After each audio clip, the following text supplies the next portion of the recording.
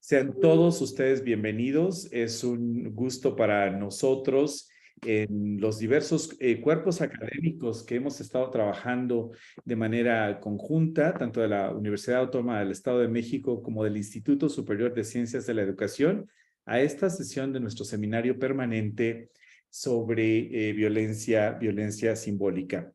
Esta tarde nos acompaña la doctora Guadalupe Nancy Nava Gómez con una charla, no quisiera llamarla conferencia, con una plática intitulada El lenguaje, déjenme tenerlo por acá nuevamente porque aquí creo que tengo como un dato que no es del todo claro. Aquí está nuestra charla.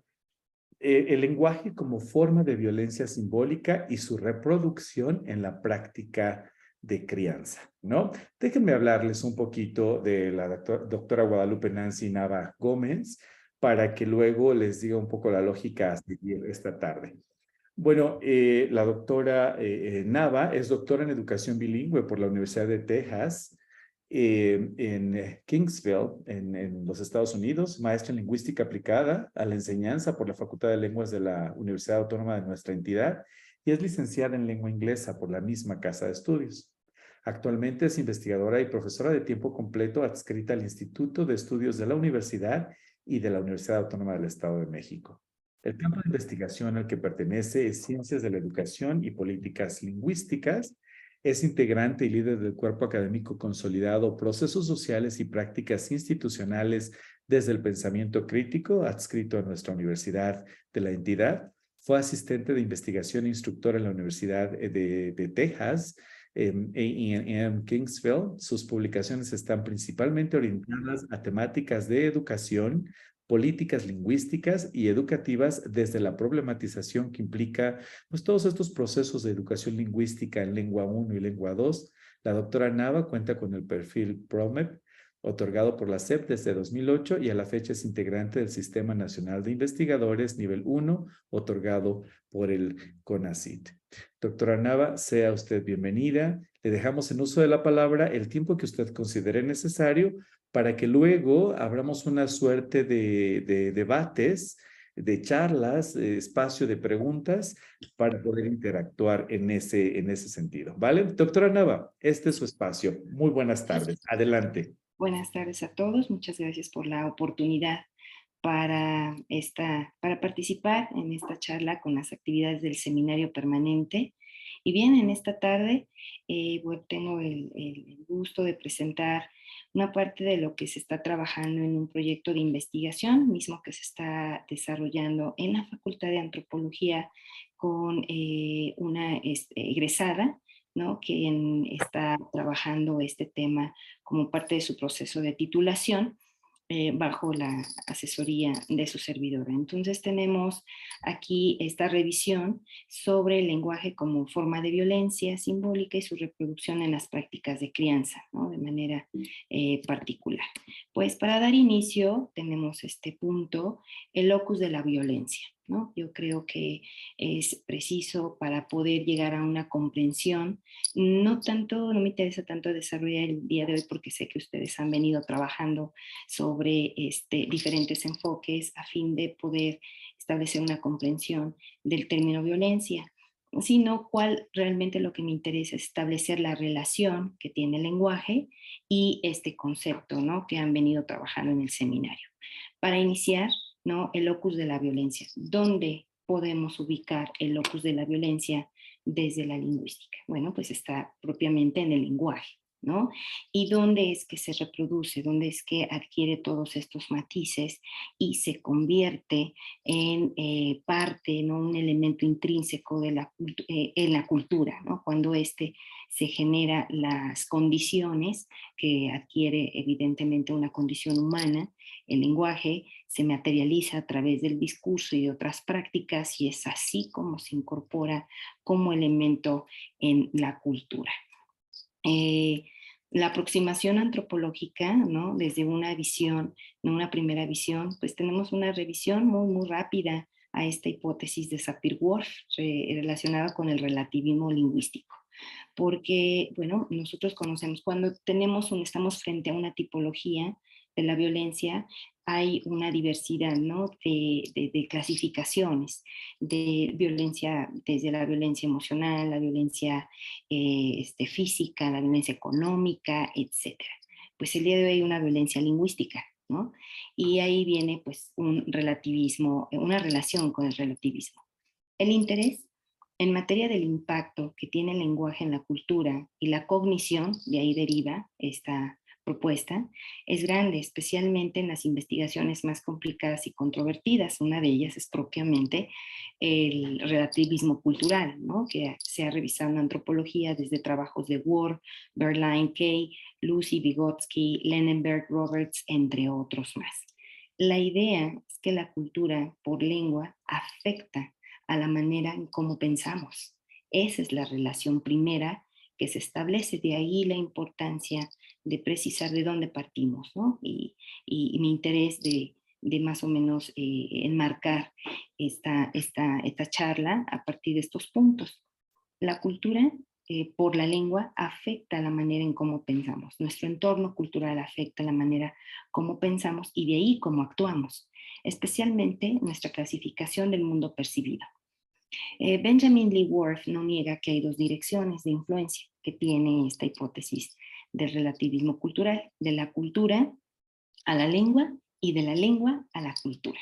Es más o menos esa discusión que tenemos en lingüística como ¿qué es primero, el lenguaje o el pensamiento? ¿No? Y sabemos que el lenguaje es el molde del pensamiento y esto está apoyado precisamente por desarrollos antropológicos importantes como el que presenta Edward Sapir en este textito titulado El lenguaje. Y de la lengua a la cultura, ¿no? Ahí tenemos es la lengua la que afecta a la cultura o es un entramado.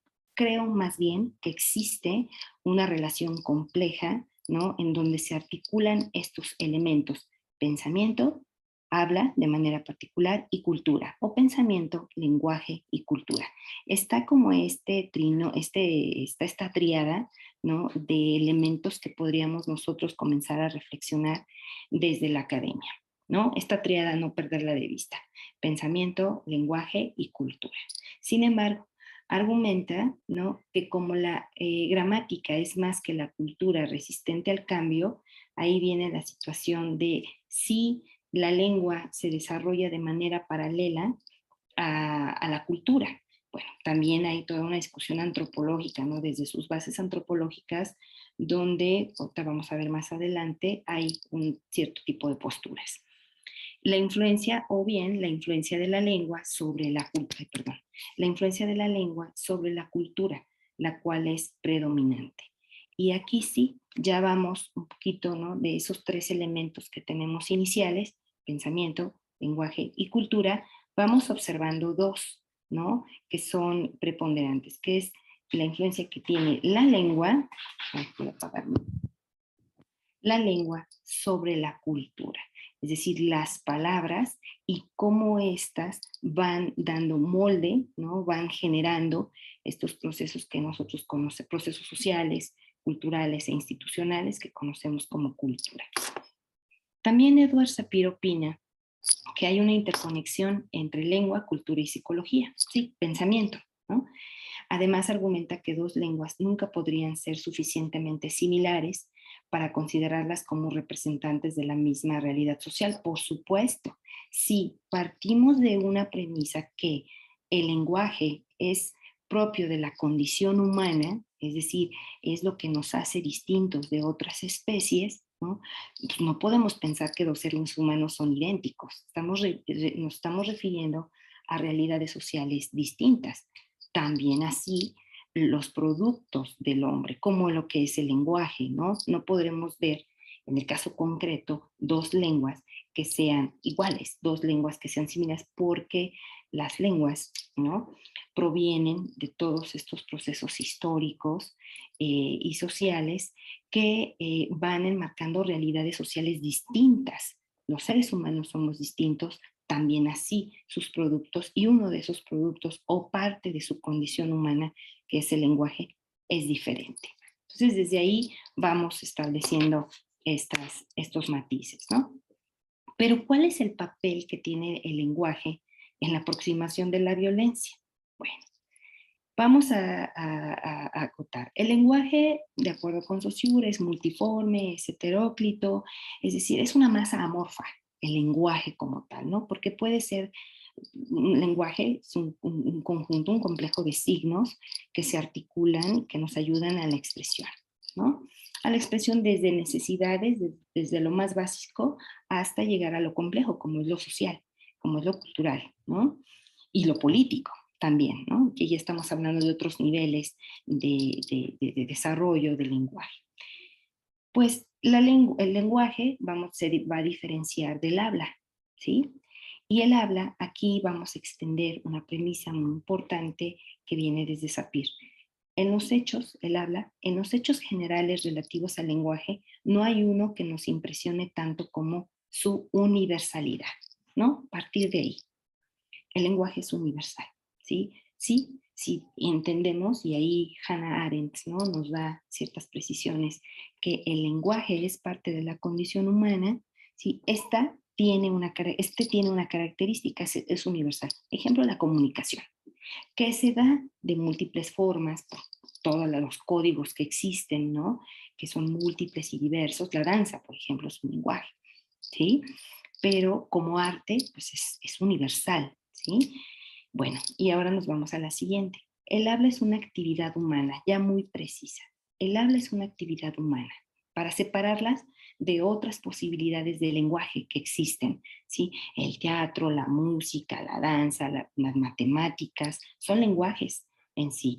La vestimenta, las variantes gastronómicas, las prácticas de crianza, ¿no?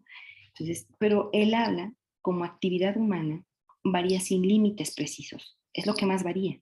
Por eso la relación con la teoría del relativismo lingüístico, ¿no? ¿Dónde está la variación? ¿Dónde está la variación lingüística que se refiere en esa hipótesis de Sapir-Whorf? En el habla. Ujú. El habla es una actividad humana, así se define en Sapir, en este texto del lenguaje, que varía sin límites precisos en los distintos grupos sociales, porque es una herencia puramente histórica y de ahí aquí viene la primera relación, ¿sí? En las formas de hablar, en las formas de cómo nos expresamos, se convierte en herencia histórica de los pueblos, de los grupos sociales y que se genera, ¿no? Todo un hábito social y que se mantiene durante largo tiempo. Y de ahí su relación con las prácticas de crianza. Ujú. ¿Dónde aprendemos a hablar como hablamos? ¿Sí? Pues en nuestros diferentes núcleos, en nuestros entornos, ¿sí? En nuestros entornos en donde nos desarrollamos. ¿Y dónde nos desarrollamos como seres humanos? En las familias, ¿sí? La estructura que tengan, ¿sí? Las condiciones materiales e históricas que tengan en las familias, en el seno de las familias.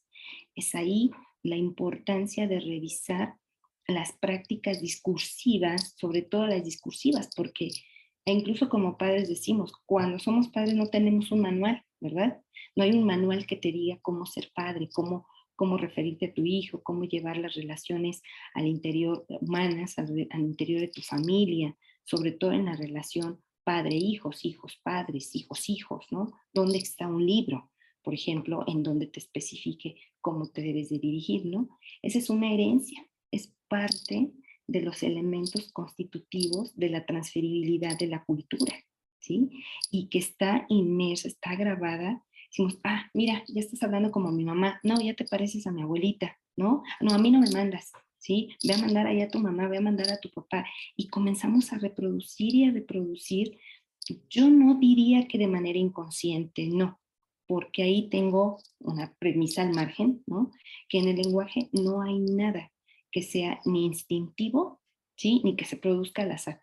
Todo es perfectamente intencionado, ¿sí? Esto es desde la filosofía del lenguaje. Todo está perfectamente intencionado. Eso de no te lo quise decir, lo dijiste, ¿no? Lo pensaste, lo generaste, tanto que lo dijiste. O ya está tan inmerso en esa historia de mi grupo al cual pertenezco, ¿no?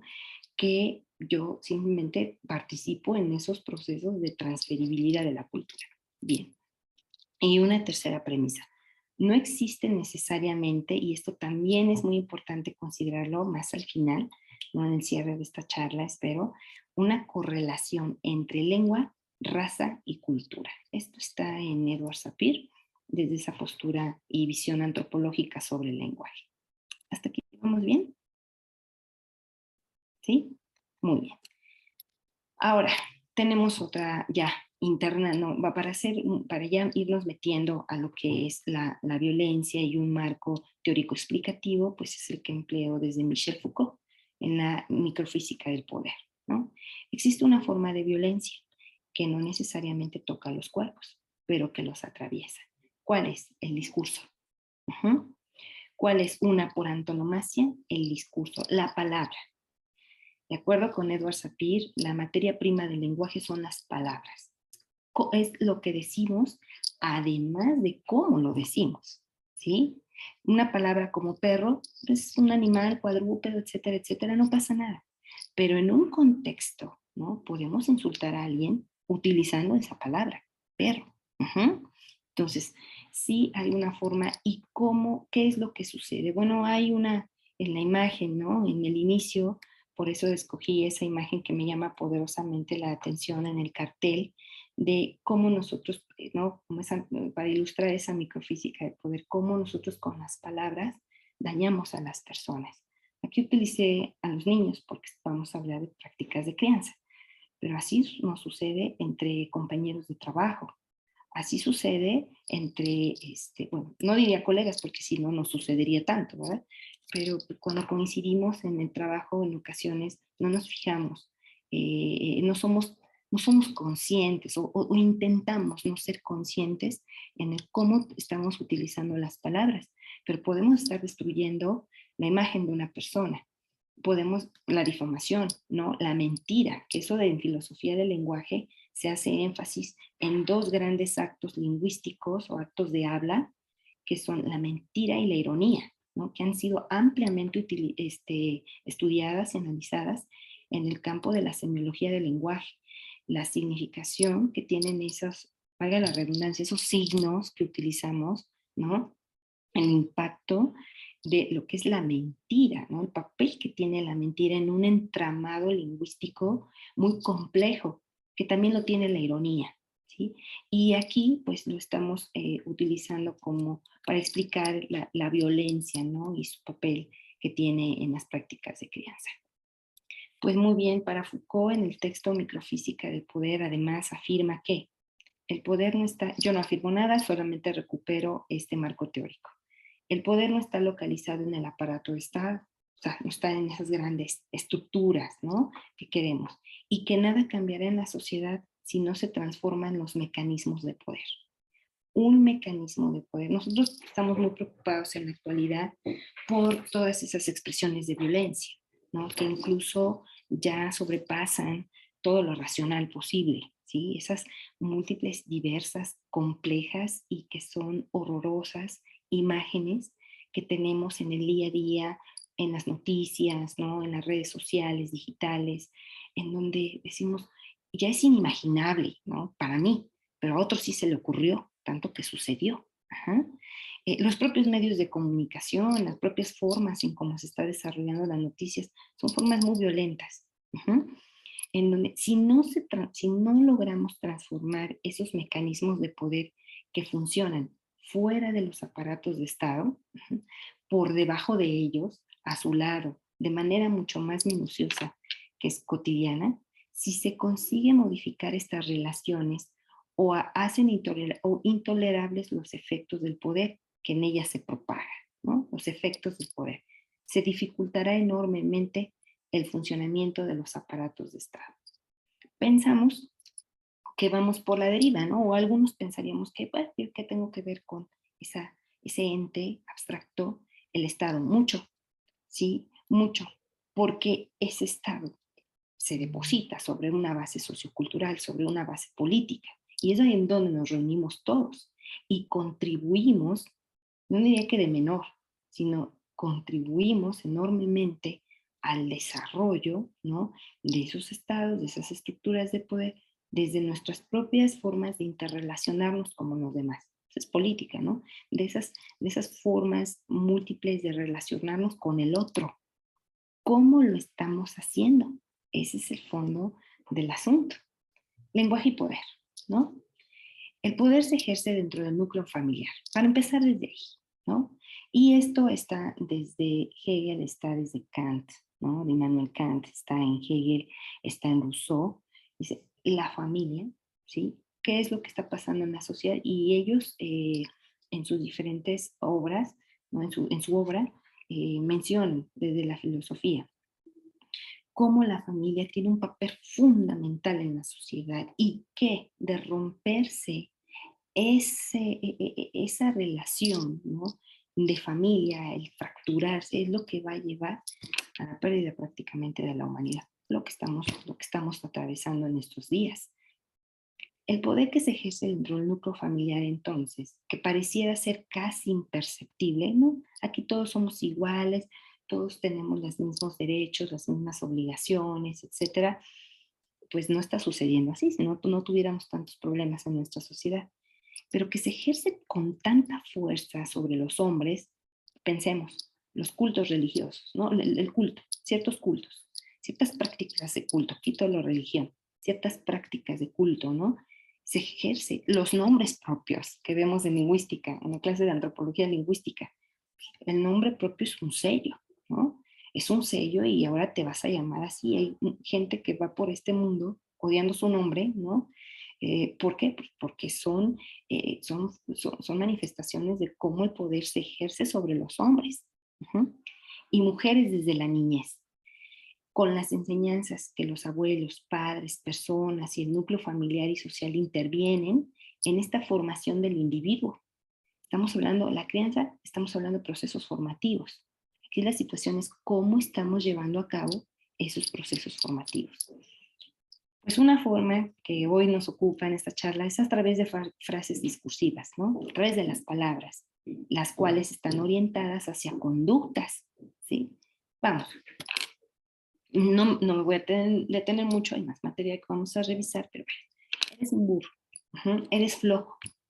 ¿Qué sucede cuando nosotros utilizamos, es un burro, es un flojo, no te apuras, mira qué cochinero, cómo tienes aquí, no, no, no, no? ¿Uh? ¿Qué es lo que sucede? La persona termina, ¿no? Una de dos, porque no somos seres, no estamos predeterminados lingüísticamente. También en eso coincido, ¿eh? No hay un predeterminismo, no, pero sí influye muchísimo.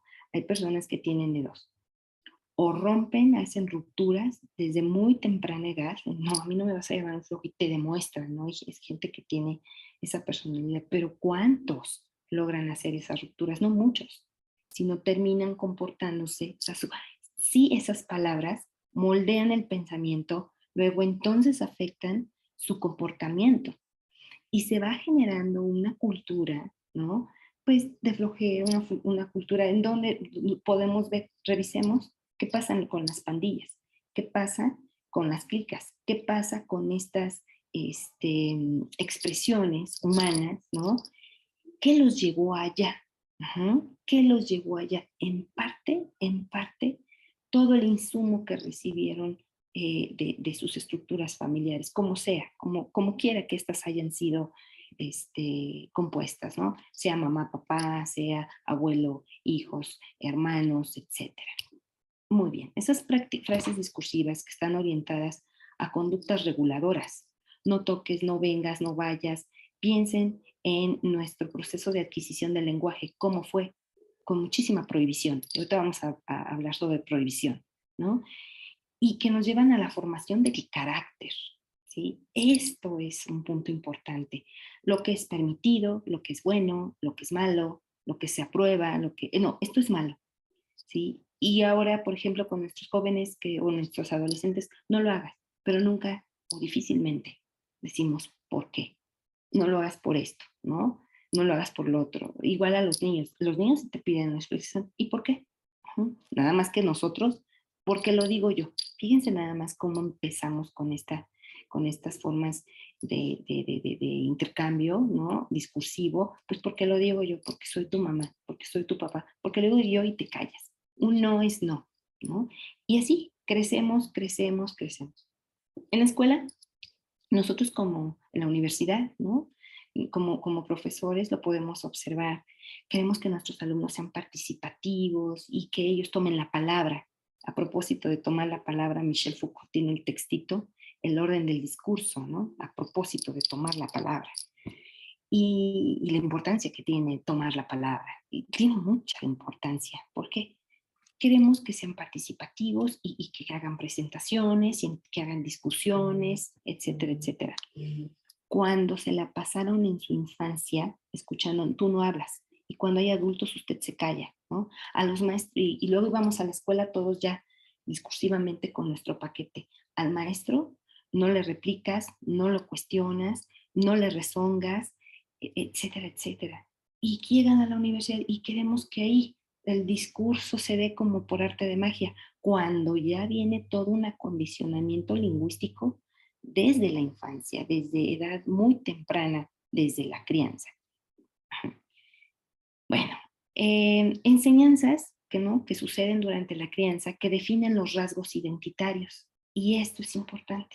¿Qué relación hay del lenguaje, prácticas de crianza, la violencia? Que vamos definiendo, ¿no? Esos rasgos identitarios.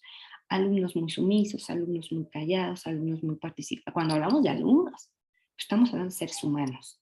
El ser humano, su dimensión no es solamente ser alumno, ser maestro, no se circunscribe al ámbito educativo, tiene múltiples, ¿no? Dimensiones. Y así vamos creciendo. ¿Por qué no habla? Porque es una persona callada, tímida, miedosa, temerosa, etcétera, ¿no? O agresiva, ¿sí? Una persona demasiado agresiva. ¿De dónde obtuvo la agresividad? Pues habría que revisar cómo hemos sido criados y los papeles o funciones en el entorno sociocultural, ¿sí? Es muy importante, por ejemplo, para conocer a una persona, les comento a mis estudiantes, hagan un experimento, ¿sí? Solamente escuchen cómo hablan los primeros 5 minutos, 10, ¿sí? Ahí vas a ir identificando que no vas a hacer una radiografía de la persona tampoco, pero sí vamos identificando en la forma en cómo se dirige a los demás, qué tipo de palabras emplea, cómo las emplea, cómo establece sus relaciones interpersonales.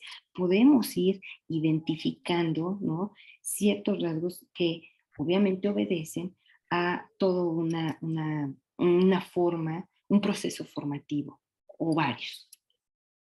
¿Cómo se ejerce el poder ahora? El dominio, la conciencia de su cuerpo, esto es una cita de Foucault en la microfísica del poder, el dominio, la conciencia de su cuerpo no han podido ser adquiridos. Entonces, ¿qué se requeriría? Eso, que nosotros tengamos el dominio y la conciencia del sí para poder establecer, ¿no? Relaciones con los demás, para poder interrelacionarnos, para poder llevar a cabo nuestras prácticas discursivas de otra manera. Pero si no hay este nivel de conciencia sobre el cuerpo, y no nada más hablo de un cuerpo único, de un cuerpo individual, hablo de un cuerpo social. ¿Sí? Eso sí tiene un impacto mayor, porque pues sí, en la persona me quedo a nivel de psicología individual, pero en sociología no me puedo dar ese lujo, ¿no? En las ciencias sociales pues, tengo que abarcar a un ámbito mayor. Hablo de un cuerpo, por ejemplo, político, hablo de un cuerpo, en este caso, hablo de un cuerpo social. Hannah Arendt habla de cuerpos políticos, aquí hablo de un cuerpo social, ¿no? No solamente, y también Arendt lo tiene en el ámbito privado, sino en el ámbito público, que es ahí donde está la verdadera acción humana. No han podido ser adquiridos más que por el efecto de la ocupación del cuerpo por el poder. Por ejemplo, la gimnasia, los ejercicios, ¿sí? El desarrollo muscular, el desarrollo intelectual, ¿no? La desnudez, la exaltación del cuerpo bello, ¿sí? Y ahora podemos tener aquí también la educación. Todo está en línea y conduce al deseo del propio cuerpo mediante un trabajo insistente, obstinado, que nos lleva como que a los procesos educativos, ¿no? Obstinado, meticuloso, que el poder ha ejercido sobre el cuerpo de los niños, los soldados, por ejemplo, sobre el cuerpo sano, ¿no? Y esto lo tiene Foucault en este texto de la microfísica del poder, página 104. Y aquí se observa cómo a pesar de que no existe una forma, ¿no? Una forma de poder directa que se ejerce sobre el cuerpo o sobre los sujetos, sí existen formas de poder que van más allá, como el discurso que estamos hablando, incluso lejos del propio nivel de conciencia de los individuos. ¿Por qué decimos lo que decimos y cómo lo decimos?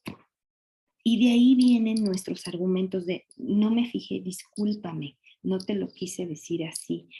Es que no sabía en lo que estaba pensando cuando te lo dije, ¿no? Cuando, por ejemplo, en relaciones de pareja, que suelen ser argumentos ahí que más o menos sacamos a nuestro favor o queremos o pretendemos que sean a nuestro favor. Así que la próxima vez que alguien nos insulte o nos sintamos aludidos con sus palabras, decimos, ¿ya te fijaste en lo que me dijiste? Ay, no, disculpa, no, ya lo dijiste. Fue con mucha intención. ¿Cuál es tu intención? ¿Sí? ¿Cuál es tu objetivo de decírmelo así? Pero no, esto no sucede hasta que hay una conciencia de sí, ¿no? Y del impacto que esto tiene. Estos ejemplos de cómo el poder se ha apropiado de los cuerpos, ¿sí?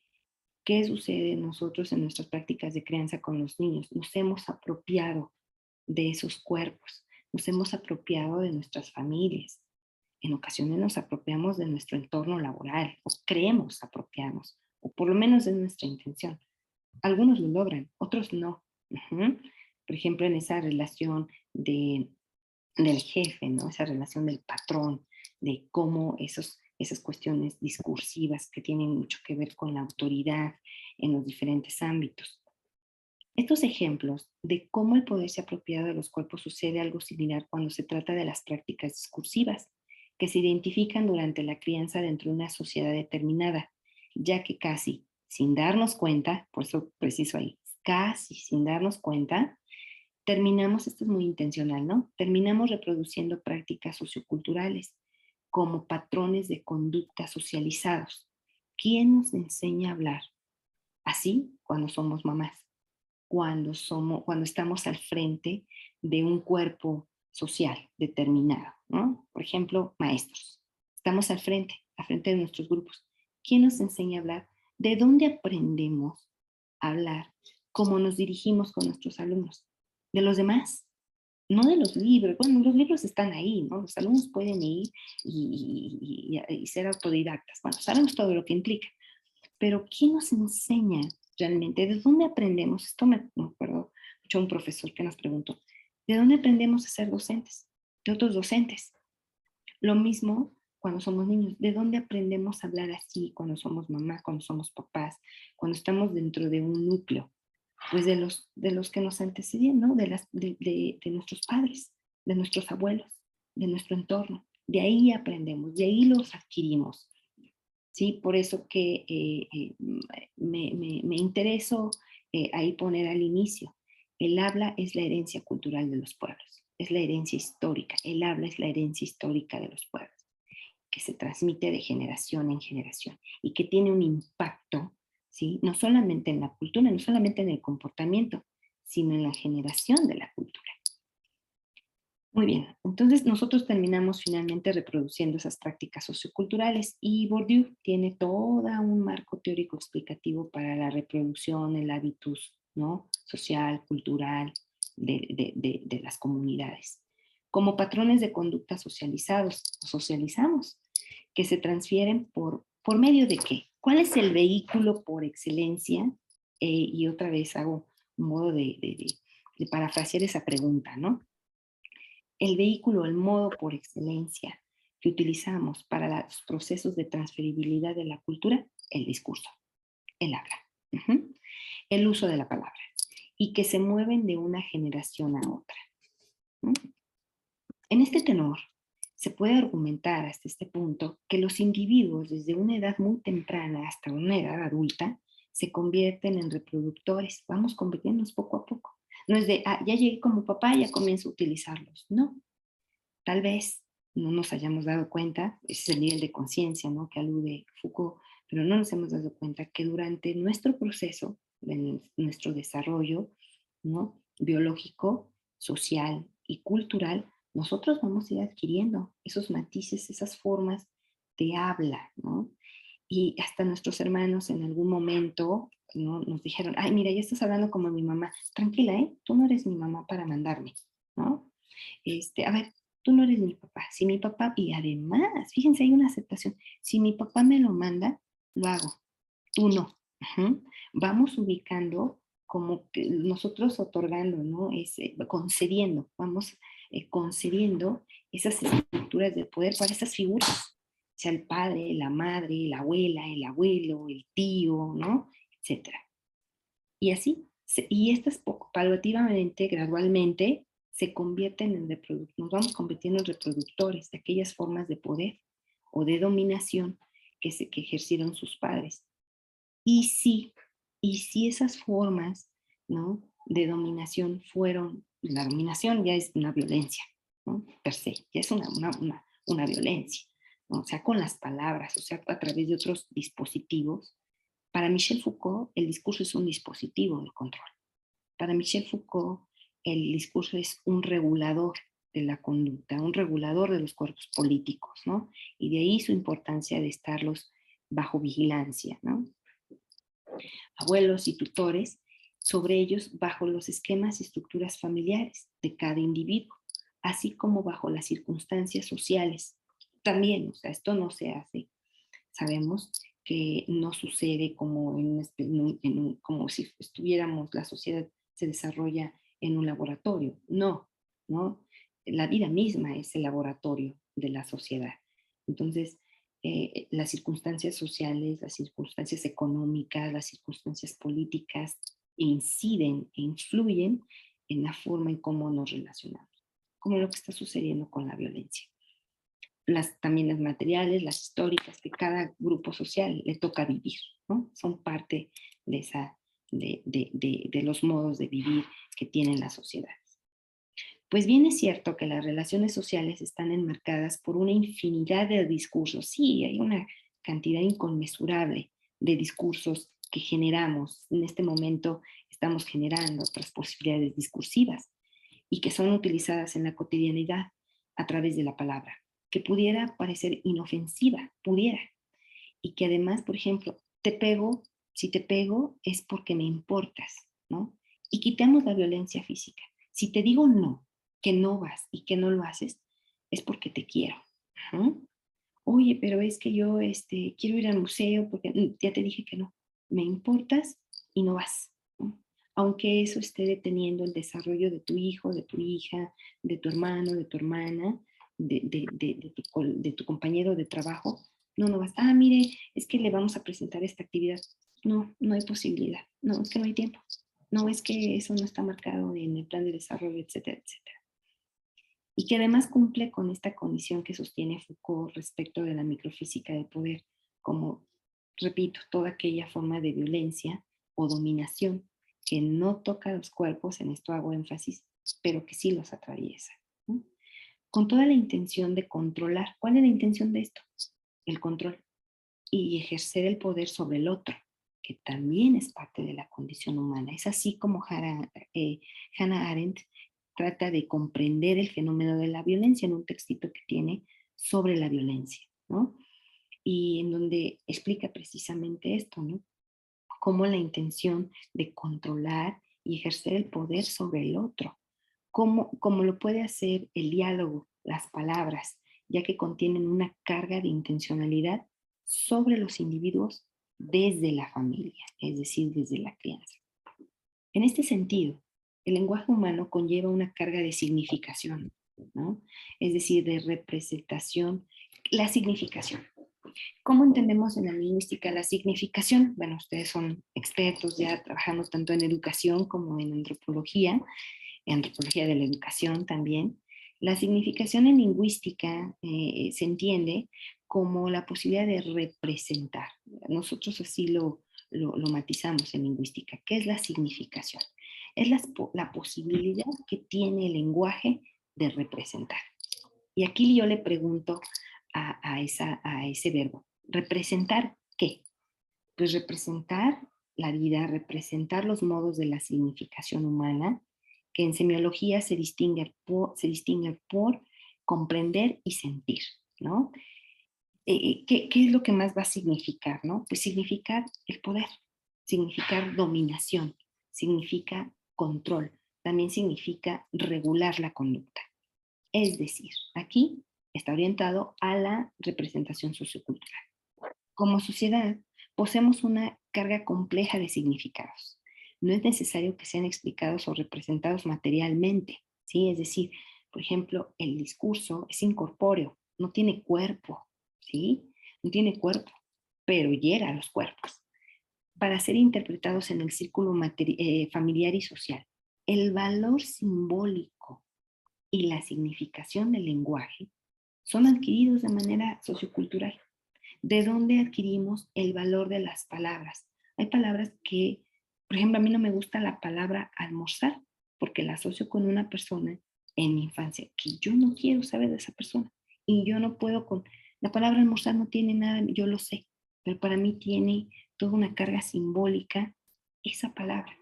Imagínense ahora ustedes, cuando los niños reciben toda una clase de, de, de, de, de, de etiquetas, ¿no? Que nosotros les generamos. ¿Cómo cuántas etiquetas creen que un adulto ha más o menos adquirido? O que un individuo ha adquirido a una edad adulta. Más o menos cuántas etiquetas, si nosotros tuviésemos aquí un aparato, ¿no? Casi como el aura ahora que la pueden observar, si nosotros tuviésemos esa posibilidad de tener aquí un cúmulo, ¿no? De etiquetas, ¿cuántas tendremos a nuestro alrededor? ¿Cuánto tipo de etiquetas? ¿No? Una cantidad importante, ¿verdad? Esas etiquetas, ahora preguntemos, hay que preguntarnos, ¿esas etiquetas de alguna manera me han afectado? Probablemente sí, probablemente algunas no. Hemos hecho como una suerte de lucha interna y ir en contracorriente de esas etiquetas, ¿no? Si tú me dijiste esto, ahora esto, pero ya vamos a ver cuántas personas logran hacer, insisto, esas rupturas. No muchas. ¿Mm? Bueno, vamos a continuar. En una siguiente reflexión, para Michel Foucault presenta, perdón, ahí me equivoqué, un análisis muy minucioso, y esta es la segunda reflexión, ¿no? De hipótesis de trabajo. ¿Qué hay de tan peligroso? La primera hipótesis fue el relativismo, que he venido tratando de articular, ¿no? ¿Qué hay tan de peligroso en el hecho de que la gente hable y de que sus discursos proliferen indefinidamente? ¿Qué hay tan peligroso? Imagínense, esto está en el texto del orden del discurso de Michel Foucault. Él mismo se pregunta, ¿por qué? A ver, ¿por qué preocuparnos? ¿Por qué nos preocupamos por lo que la gente diga? ¿Sí? Yo digo, ¿y cómo lo diga? Ahora estamos hablando de violencia, no lo que diga nada más, y cómo se diga. Les comparto, tengo estas imágenes en donde fui a rectoría. Rectoría, personalmente, el edificio a mí me gusta mucho, ¿no? Me gusta mucho el edificio de rectoría. Y realmente me impactó en una ocasión que entré al edificio y veo cómo están todas estas consignas, ¿no? Violador, y la UAM viola, UAM violadora, etc. Entonces las tengo aquí como todas revueltas, ¿no? ¿Qué impacto tienen? Mucho impacto, ¿no? Mucho impacto tienen, pero sobre todo esas palabras me llevan a pensar, ¿qué hay detrás de esas palabras? Mucho coraje, la forma en cómo se expresan en los colores, incluso el la tipografía, ¿no? Que se emplea, cómo están articuladas esas palabras, cómo están estos mensajes, ¿no? Que parecieran desordenados, pero que no. Y realmente no me preocupa el orden, porque en la sociedad no hay nada ordenado, ¿no? Sabemos a estas alturas. Pero me lleva a pensar qué hay detrás de esa intención, ¿no? ¿Cuál es la intención de eso? ¿Qué lo motivó? Y cuando llego a qué hay detrás de esa palabra, hay historias, ¿sí? Y hay historias de mucho dolor, de mucho coraje. Observo odio a través de esas palabras. Y eso es realmente lo preocupante de una palabra. No necesitan, y no necesito estar ahí en el momento en que se están rompiendo los vidrios y pensamos que violencia es todo ese caos. No, ya la palabra misma, el tener frente a mí la palabra, ¿no? Me lleva a la posibilidad de pensar en todo un caos, y llevar dónde están estos seres, qué les ha tocado vivir, ¿no? Porque probablemente no sea vamos, la manifestación propia, perdón, voy a tomar un poco de agua, la manifestación propia orientada por el género, motivada por el género, por la lucha de sus derechos. No, puede haber otras motivaciones mucho más profundas, pero igualmente hirientes o hasta más hirientes que el reclamo por un derecho, que el reclamo por visibilizar, ¿no? Cierta fuerza, en este caso la fuerza femenina. Hay más, hay dolor, hay destrucción familiar, hay abandono. Puedo pensar en abandono, puedo pensar pues en esa apatía, apatía probablemente de la propia sociedad, comenzando con apatía desde la familia. Hay abandono, ¿no? Total de la persona, y entonces eso es una forma de expresar, de manifestar ese sentir. Bueno, para Foucault presenta un análisis muy minucioso de diferentes formas de acceso o de las prohibiciones y tabúes de acceso a la palabra, ¿sí? ¿Cómo tenemos acceso a la palabra? Estamos hablando de crianza. Bueno, ¿cómo se hace? ¿A través de qué forma? De prohibiciones y de tabúes, ¿no? No lo hagas, no lo digas, eso es malo, ¿no? O sí, esto es bueno, etcétera, etcétera. La palabra de la marginalidad de determinados discursos, por ejemplo, la locura, la delincuencia, o la controvertida voluntad de la verdad occidentalizada. Ya saben que Foucault tiene ahí todo un análisis entre la búsqueda de la verdad y la búsqueda del saber, ¿no? Este binomio. Ay, perdón. El poder, evidentemente que ya hablamos. Para Foucault, en 1970 declaraba, más que tomar la palabra, habría preferido verme envuelto por ella, y transportado más allá de todo posible inicio, ¿sí? Eh, eh, un, Estoy ocupada, un momento, por favor. ¿Sí? Gracias. Más que tomar la palabra, habría preferido verme envuelto por ella y transportado más allá de todo lo posible. Un momentito.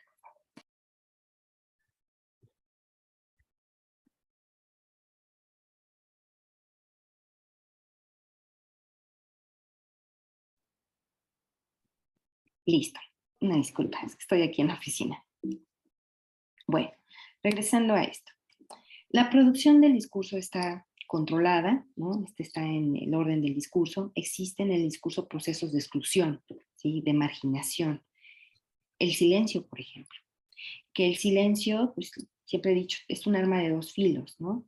El silencio dice mucho. ¿No? En el silencio, cuando nosotros le quitamos el habla a las personas, cuando les dejamos de hablar, por ejemplo, en los niños, decimos, te voy a aplicar la ley del hielo, no te voy a hablar.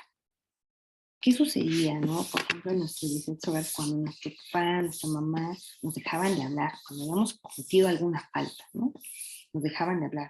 En mi caso personal, yo sentía tremendo, ¿no? Que me dejaran de hablar, pues no me tomaban en cuenta, ¿sí? Y ¿qué pasa? Ustedes saben que como parte de esa condición humana, pues es el sentido de pertenencia. Y el hecho de que por medio de la regulación y control de la palabra te permitan o no te permitan ser parte de cierto núcleo, pues es muy fuerte. Por ejemplo, vamos a hablar de otro ejemplo. En el manual de Carreño, ¿no? Algunos hemos escuchado o lo escuchamos hace muchísimos años, es algo antiquísimo, que es altamente prescriptivo, donde se estipula en este manual de Carreño que hay dos temas de los cuales no se deben de hablar en la mesa, ¿no? En la mesa no se habla ni de política ni de religión, que ese es uno de, de las enseñanzas, ¿no? Que derivan de este manual. Aquí, cuando decimos no se habla de política, ya estamos excluyendo, imagínense nada más el impacto que esto tiene. Estamos excluyendo a las personas de expresarse sobre estos temas que son fundamentales para el desarrollo humano. Hablar de política, hablar de una práctica de culto, pero decimos, de eso no se habla. Cómo se controla el discurso, ¿no? Y se impone como un dispositivo de regulación. De esos temas no hablas. Y cuando llegan a las universidades y que queremos que hablen de política, que hablen de religión, que hablen de temas contemporáneos, que hablen de globalización, que hablen de problemáticas del México contemporáneo, que hablen sobre cierta problemática social como como la marginación, como la migración, como el hambre, como el analfabetismo, no puede. ¿Por qué? Porque ese discurso fue bastante regulado y había ciertas temáticas que no podías abordar. Cuando comenzamos a hablar sobre ciertas temáticas que nos dicen, estás loco. Michel Foucault tiene toda una disertación sobre el discurso de la locura. Estás loco. Y es muy fácil decir, no, es que estás loco, ¿cómo se te ocurren esas ideas? ¿Sí? Y estamos matando, estamos cortando totalmente con la posibilidad de un ejercicio intelectual del inicio de cómo nosotros estamos generando, nada más de esto, el pensamiento crítico. ¿Cómo queremos desarrollar pensamiento crítico, pensamiento analítico, reflexivo, ¿no? Si no le permitimos, porque hay discursos, hay temas de los que no podemos hablar, ¿sí? Y queremos que los niños tengan un pensamiento crítico. ¿A quién se le ocurre eso? El discurso, bueno, claro que a muchos, porque pues ahí está, ¿no? Está en el currícula, en las currículas desde educación inicial, básica, media superior y superior, desarrollar el pensamiento crítico y reflexivo. ¿Cómo? Si en el discurso, ¿no? Hay esos topes en donde no se puede hablar de esto, esta temática tampoco, esta tampoco, sexualidad. Para el caso del ámbito educativo, no se habla hay bastante violencia en hablar sobre sexualidad y no hablas. ¿Y qué terminamos con jóvenes, niños, ¿no? Con embarazos a muy temprana edad por la desinformación, por la mala información, porque se los dejamos al maestro celular, al maestro internet y que ahí se informen. Y cómo se informan entre pares o de ellos, un poquito un nivel más abajo, pues terminamos con esta esta,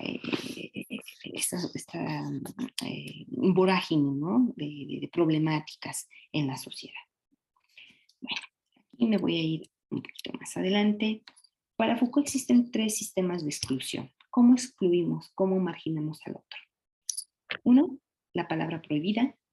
2, la separación entre la razón y la locura, es decir, de esto sí es permitido porque es razonable, porque está dentro de un esquema, dentro de un sistema, y de esto no. Estos son discursos marginales, no podemos hablar de sexualidad, no podemos hablar de homosexualismo, no podemos hablar de, simplemente, los niños no pueden relacionarse dialógicamente con el adulto porque cuando los adultos hablan, los niños callan. Y así les decimos, a ver, vaya a ver que si ya puso la marrana, ¿no? Cuando los adultos hablan, usted se calla, calladito. Y los hacemos, ¿no? De una forma muy violenta. Y la voluntad de verdad, ¿no? Que ahí ya les dije, tiene también una disertación Michel Foucault. Solamente me voy a enfocar en los 2 primeros. La producción del discurso que está controlada. Existen procedimientos de exclusión que se realizan a partir de los usos limitados del lenguaje, de lo que de lo que estamos hablando. Y existen, ¿no? Los discursos prohibidos. Y les voy a dar un ejemplo, ¿no? Uno de tantos que hay, ¿no? Para el caso del orden del discurso, Michel Foucault ilustra el caso de los libros prohibidos. La prohibición como parte de los procedimientos de exclusión que controlan la producción del discurso. Cada cultura, cada sociedad y familia, desde el ámbito interno, ha generado sus propias normas de conducta, que fungen como reguladoras al interior, conductas de hombres y de mujeres, que controlan desde el nacimiento, incluso hasta el momento de morir.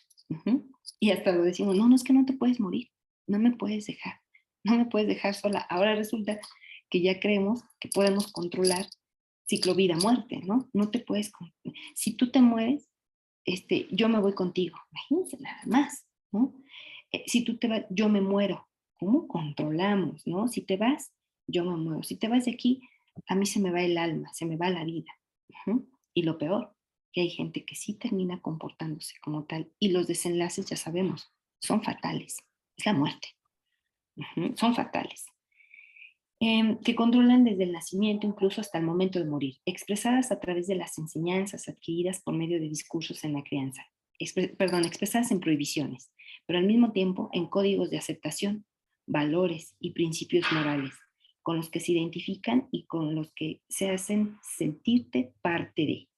Foucault para esto expresa, En el corazón de la penitencia cristiana existe la confesión y en consecuencia la declaración de las faltas, ¿no?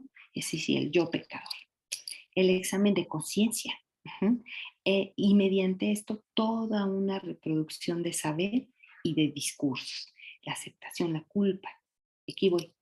¿Cuántos dentro de nuestra cosmovisión y particularmente de nuestra cultura mexicana, cuántos de nosotros crecimos con la culpabilidad? ¿Sí? Tengo culpa. Y los niños reproducen eso. Es que soy culpable. ¿Culpable de qué? Y ahora tenemos jóvenes que nos dicen que soy culpable de la separación de mis padres. Jóvenes universitarios que no quieren ir porque tienen un problema. Y digo, ¿qué problema? ¿Te estás divorciando tú? No. Entonces, ¿cuál es tu problema? No es un problema tú. Es un problema que sí nos afecta, pues es nuestro entorno, finalmente, ¿no? Pero que no es tuyo. Es un asunto de tus padres y nosotros no estamos predeterminados. Uh-huh.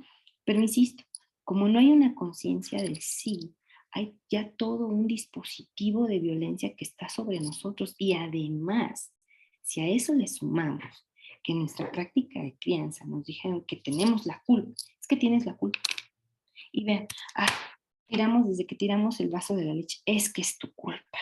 Esto, ya se me hizo tarde, es que es tu culpa, y tu culpa, y tu culpa, y entonces tenemos una sociedad de culpables, en donde la culpa, ¿no? Es, bueno, si ya voy a tener la culpa, pues más me vale hacerlo. Y ahí es donde lo moral pues pierde todo su terreno. Este es el ejemplo. Ahora, de Carlos Fuentes, un poquito de su historia, ¿no? De este texto.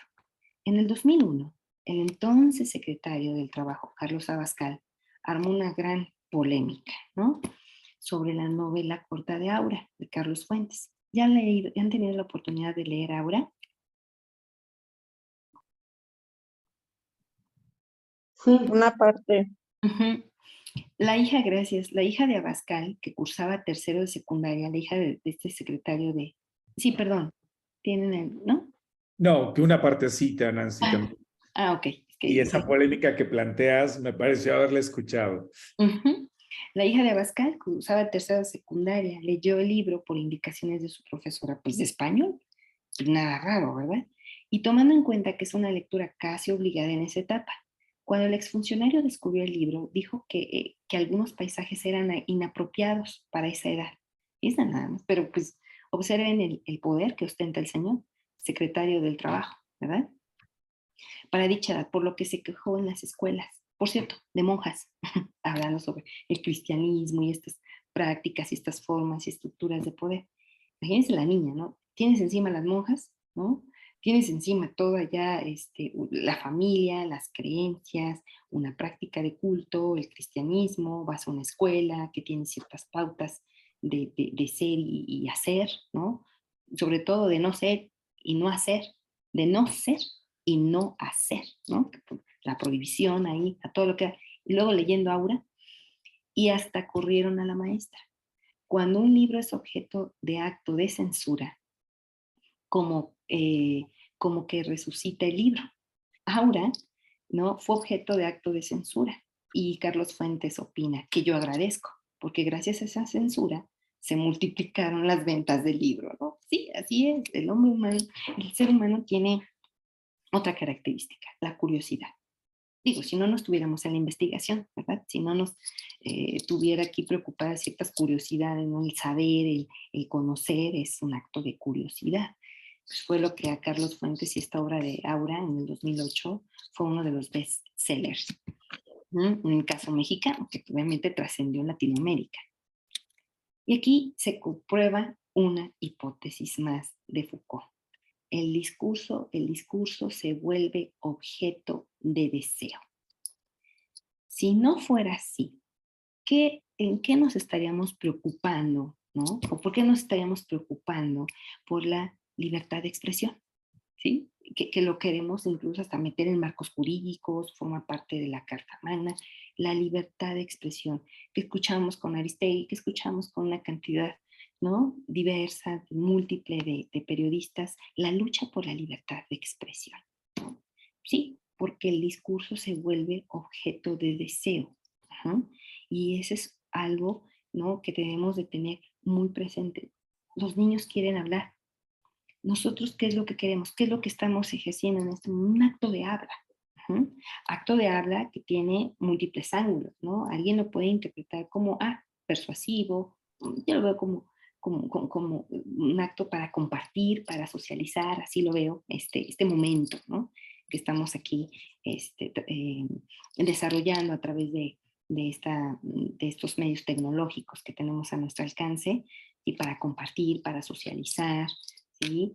De exposición, por supuesto, ¿no? De exposición, del yo para los demás, etc. Pero el discurso es un objeto de deseo. ¿Mm? Pues muy bien.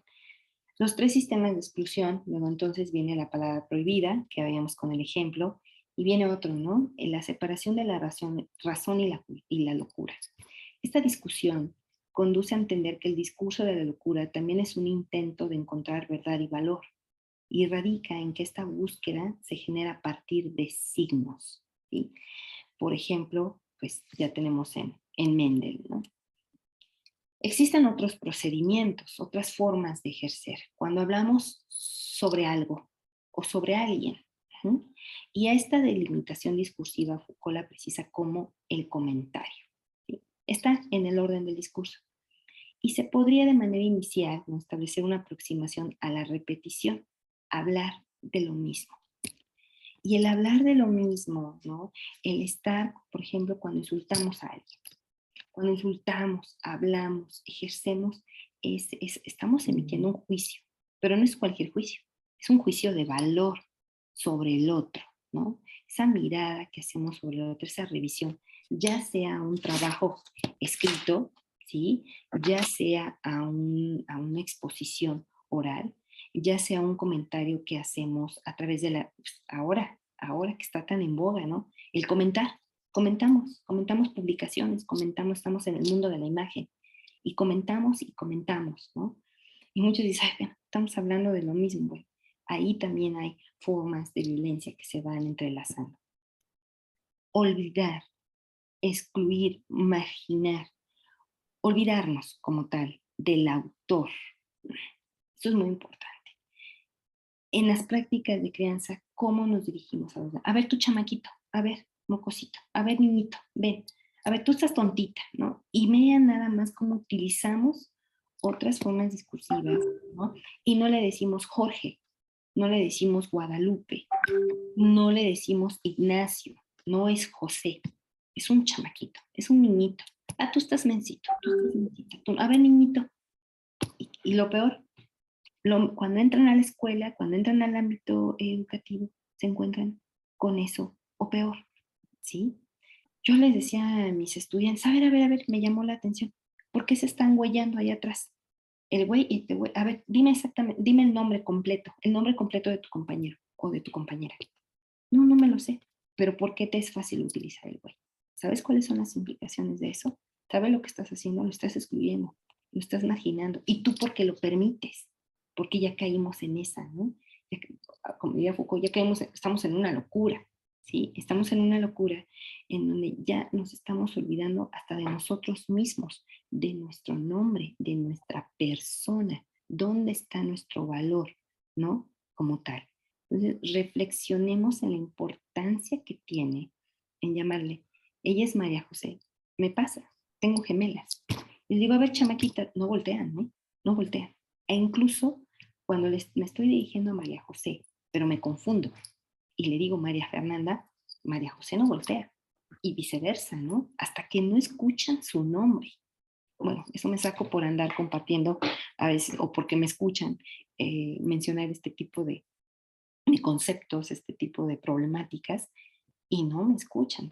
Y yo no me llamo niñita, yo me llamo María José, y me enfatizan, ¿no? Yo no soy niñita, yo soy María José. Pero ¿a cuántos niños les damos la oportunidad de hacer eso? El autor como principio de agrupación del discurso no es nada menor, o bien como foco de coherencia. Claro, nosotros hablamos con alguien sobre algo y no voy a destacar al objeto sobre el sujeto. Para mí, porque es la de sujeción, para mí el sujeto tiene que estar en el centro del discurso. Otro ejemplo, el último ejemplo que les voy a dar sobre este aspecto. en clase. ¿Qué pasa cuando nosotros les damos una lectura? Vamos a hacer la lectura del lenguaje de Edward Sapir. Y nosotros pedimos opinión de los alumnos, ¿no? A los alumnos. Oigan, ¿qué les pareció la lectura? ¿Y qué sentimos cuando dicen? Bueno, es que en las copias dice. Pues, ¿qué es chisme? Dice, no, no es en las copias. Las copias no dicen, las copias no hablan. Hay un autor, ¿sí? El autor refiere, menciona, argumenta, explica, ilustra, describe, analiza, presenta. ¿Sí ven la diferencia? ¿Y quién es el autor? Sapir. Y comienzan, ¿no? Ellos en su discurso a apropiarse, ¿no? Y poner, esa es la apuesta, una de tantas que tiene Michel Foucault en el libro del orden del discurso, poner al autor en el centro en las prácticas de crianza. Vamos para atrás. Eso se lo di en ejemplo de las copias dicen. Ah, es que las copias dicen. Es que aquí en el libro dice. ¿Qué libro? El lenguaje. Ajá. ¿Quién lo escribió? ¿Quién lo propuso? Sapir. Ah, entonces Sapir propone que es muy diferente. Lo mismo en casa, ¿no? Esto inicia en casa. Digo, no esto, en otro ejemplo, ¿no? En un ejemplo. Eso de llamarle, a ver, además, ¿no? Ya en nuestra cultura ya ni siquiera mencionamos ni persona, ni chamaquito, ni hey tú, ven para acá, hey tú, ven acá. Pues no le estamos dando el valor a la persona. Muy bien. ¿Qué relación tiene esto con la disciplina? ¿No? Allá vamos. Disciplina, pues también es una forma de control, ¿sí? Es otra de las categorías que trabaja Michel Foucault. La disciplina se define como un ámbito de objetos. Y ahí es donde estamos, curiosamente, ahí está nuestra práctica de crianza. A ver, es que es necesario disciplinarlos. ¿Qué pasaría si en lugar de disciplina utilizamos guía? ¿Qué pasaría si en lugar de disciplina utilizáramos formación, acompañamiento, guía, facilita, como todo este discurso que está en las escuelas, de que un maestro, ¿qué es un maestro? Un instructor, un guía, un facilitador, un transmisor. Yo había escuchado un transmisor de conocimientos. No, pues imagínense en qué papel nos dejaban, ¿no? Con un transmisor. ¿Y por qué? Y muchos como que apelaron más a la palabra guía, facilitador, ¿no? Generador, ¿no? De ambientes de aprendizaje. Y en casa, ¿qué somos? ¿Qué somos? Ah, soy la autoridad. Uy, pues ya, empezando a revisar desde ahí. ¿Qué soy? Soy tu padre. No, bueno, pues es la autoridad, es lo mismo. Soy tu madre y por eso me obedeces, ¿no? Soy tu abuela y aquí las cosas se hacen así. Cuando tengas tu casa ya mandas. Y empezamos. ¿Dónde están esas guías? ¿Sí? Somos, somos amigos, también ahora hay esa polémica, ¿no? ¿Somos amigos o somos autoridad? Híjole, hay que ser muy cuidadosos en decidir si es una es otra. Yo digo que somos muchos, ¿sí? Todo menos esto, aquellos que proveen la disciplina, que enseñan. Y dije, no, bueno, ahí estamos. Disciplina entonces se ejerce en el ámbito de los objetos. Entonces vamos a poner a nuestros niños en el ámbito de los objetos. Un conjunto de métodos, ¿sí? Son técnicas, son métodos, son dispositivos, son herramientas, un corpus de proposiciones, ya sean verdaderas o falsas, ¿sí? Ya sean verdaderas o falsas, que constituyen principios ordenados a través de un juego de reglas y de definiciones, de técnicas y de instrumentos, una especie de sistema anónimo. Es un sistema anónimo. En esta casa uno no se viste así. A ver, ¿dónde hay? Así como que las reglas, el código de vestimenta, no lo hay. Pero en mi casa así no se viste, así no se habla. De estos temas no se abordan, ¿no? Y menos, no me hables cuando estoy comiendo, ¿no? Bueno, pues hay una crítica de la antropología que obviamente va hacia esto, ¿no? A estos sistemas, estos dispositivos de control tan rígidos de estructuras. El orden del discurso, por ejemplo, para el caso de las disciplinas, se materializa a través de condiciones, ¿sí? No de comentarios. Se requieren aparatos conceptuales o técnicas bien definidas, todo lo que implica la disciplina. Otro aspecto es el conjunto de proposiciones, es decir, de prácticas discursivas, que deben inscribirse en cierto tipo de horizonte teórico. Aquí vemos pues no hay manuales, no hay manuales para la crianza. ¿Qué es lo que sí tenemos? Pues cómo se lleva a cabo la crianza, ¿no? Esas formas. Una de ellas, pues el discurso. Y la disciplina luego entonces es el principio de control de la producción del discurso, ¿sí? Entonces habría que estar reflexionando de manera mucho más cuidadosa en cómo estamos llevando a cabo esta producción del discurso, porque seguramente su base es la disciplina, su razón de ser, ¿sí? Su razón de ser, su motivo es precisamente la disciplina. Y ahí estamos pues en una forma de violencia que ya hemos discutido. Voy a pasar, ¿no? Sobre educación y crianza.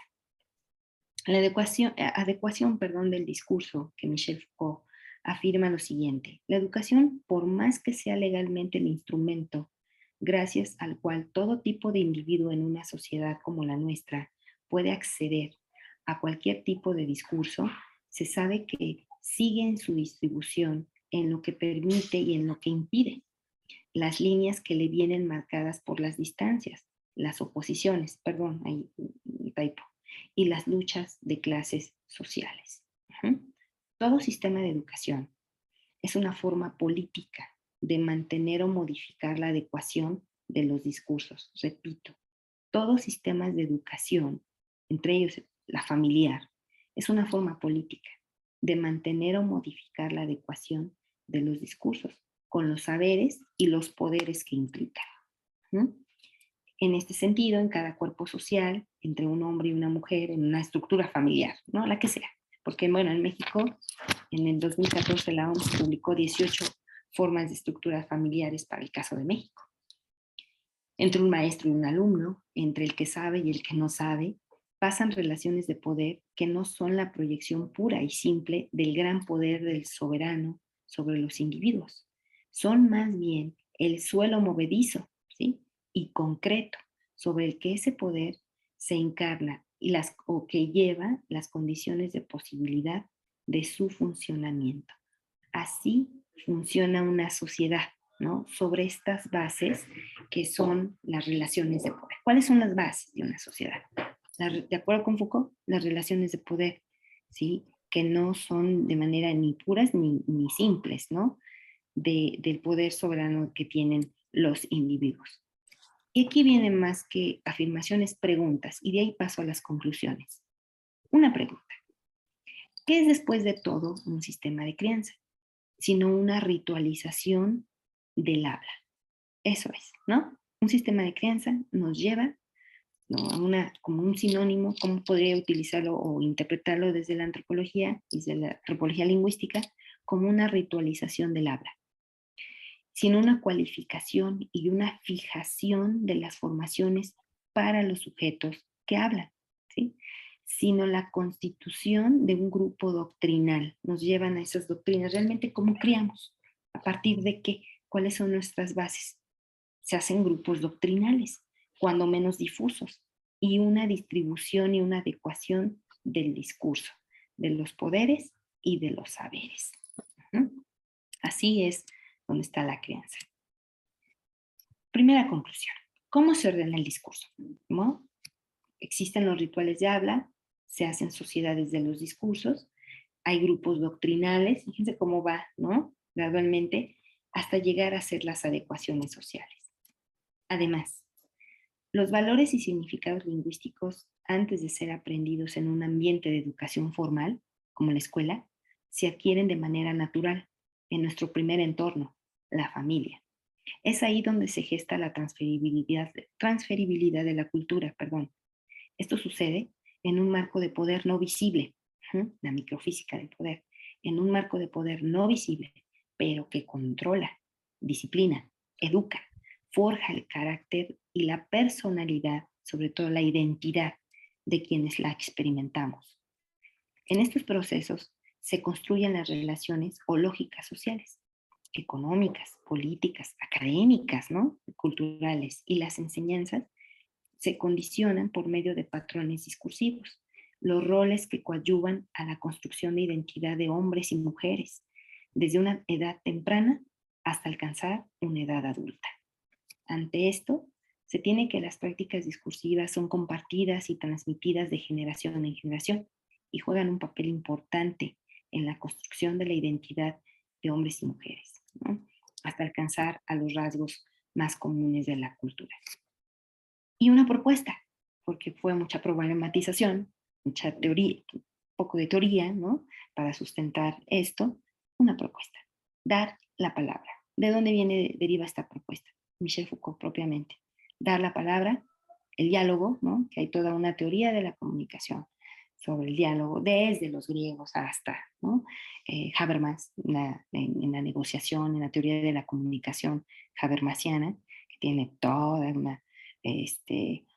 una trayectoria no distinta, porque llega a esto, al diálogo, la expresión libre y creativa de ideas y de experiencias, ¿no?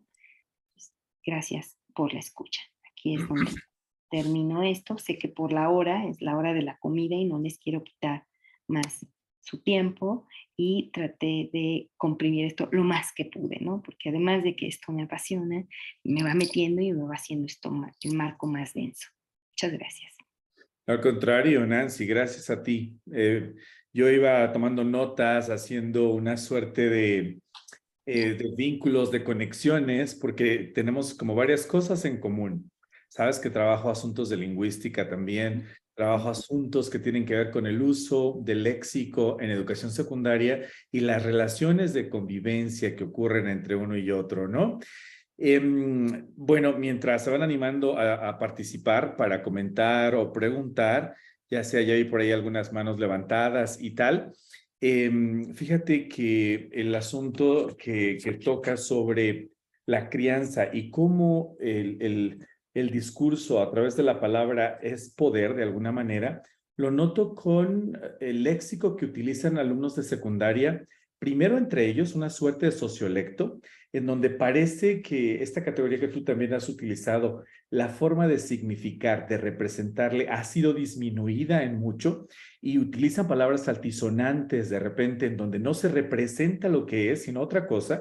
Entonces a la mejor amiga ya no le dice, eres mi mejor amiga, ¿no? Sino le llama con palabras muy fuertes altisonantes que forman una suerte de sociolecto, pero que luego también van haciendo uso de palabras propias de su hogar, ¿no? Y que no las comprenden otros, una suerte de idiolecto. Entonces, por supuesto que el discurso y la palabra van metiéndose en las interacciones de día a día, no puedo más que coincidir. De ahí la expresión esta que a veces cuando hablamos te pueden decir, cuando hablas, la forma en que hablas es tu código postal, puedo identificar como de dónde vienes, de qué parte cultural, porque es una representación ¿O qué vives? de que ¿O qué vives. estás viviendo, no?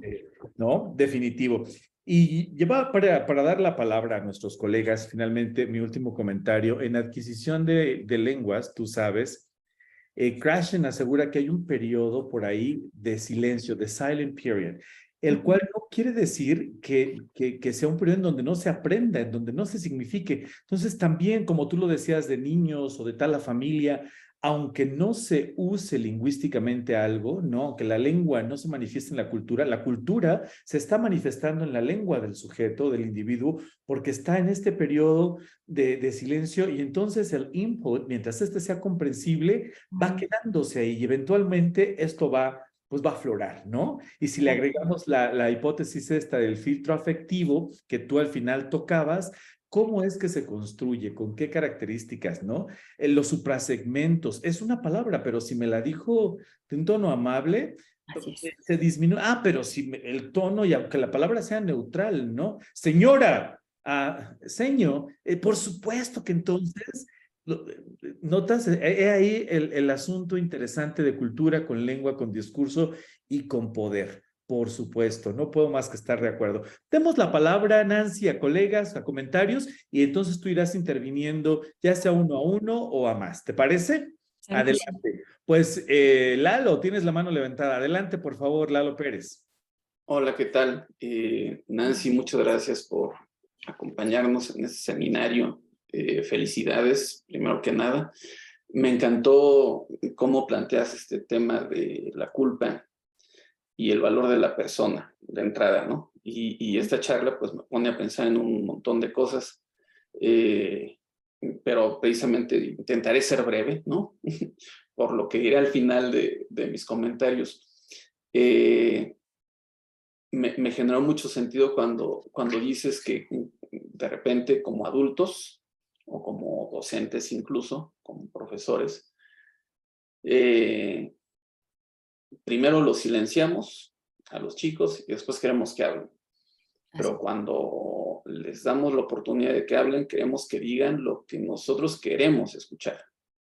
Porque si de repente hay un comentario que va en contra de lo que nosotros estamos transmitiendo o lo que nosotros pensamos, viene nuevamente la censura, ¿no? Viene quitar la palabra. Y eso que comentabas de lo inconsciente, entiendo desde luego que desde los referentes teóricos que lo planteas, pues no es algo que en lo que te muevas, ¿no? O desde donde te posicionas, pero me parece que no choca lo inconsciente con lo intencional que tú planteas, porque la diferencia para mí estaría en cómo somos conscientes o no de la intención de lo que decimos, ¿no? Cuando yo a Luna le digo Panchita, pues no es casualidad, ¿no? Es decir, pues por algo le estoy diciendo Panchita, estoy pensando en ella mientras veo a Luna. Y entonces, pues a lo mejor no soy consciente de que eso está ocurriendo en el plano simbólico, pero ya, vamos, técnicamente se llama lapsus verbal, ¿no? Cuando este discurso, digamos que se rebasa y que no sabes por qué lo dijiste, que de repente alguien le dices te amo, no, perdón, te odio, ¿no? O al revés, ¿no? Te odio, perdón, no, te amo, ¿no? Y ahí hay una intención, ¿no? Tal vez no consciente, pero ahí está. Por otro lado, yo pensaba ahorita en este asunto de los todes y el ley, por ejemplo, ¿no? A algunos les molesta, dicen que es por una cuestión de que se modifica el discurso, ¿no? Yo pensaría, bueno, entonces, ¿por qué no les molesta utilizar diminutivos, ¿no? ¿Por qué decimos mana o manito, ¿no? Sí. ¿Por qué decimos que está mono? ¿Por qué decimos, no sé, estoy chipil, ¿no? Sí. Es decir, al final son expresiones que si nos ponemos exquisitos, pues no existen, ¿no? Esto que nos presentas me hace pensar qué tanto estas modificaciones del lenguaje tienen que ver con que molesta el rompimiento que conlleva con las formas de control, ¿no? O hacia las formas de control. Es decir, lo que menciona en algún momento Judith Butler sobre este discurso masculino, masculinizado, ¿no? Si yo aquí en este foro digo, todas estamos de acuerdo, a lo mejor habrá alguien que se moleste, ¿no? Y que, no, espérate, es que no somos únicamente mujeres, hay hombres y entonces lo que tienes que ocupar es el todos, ¿no? Es decir, ante todo, el hombre, ¿no?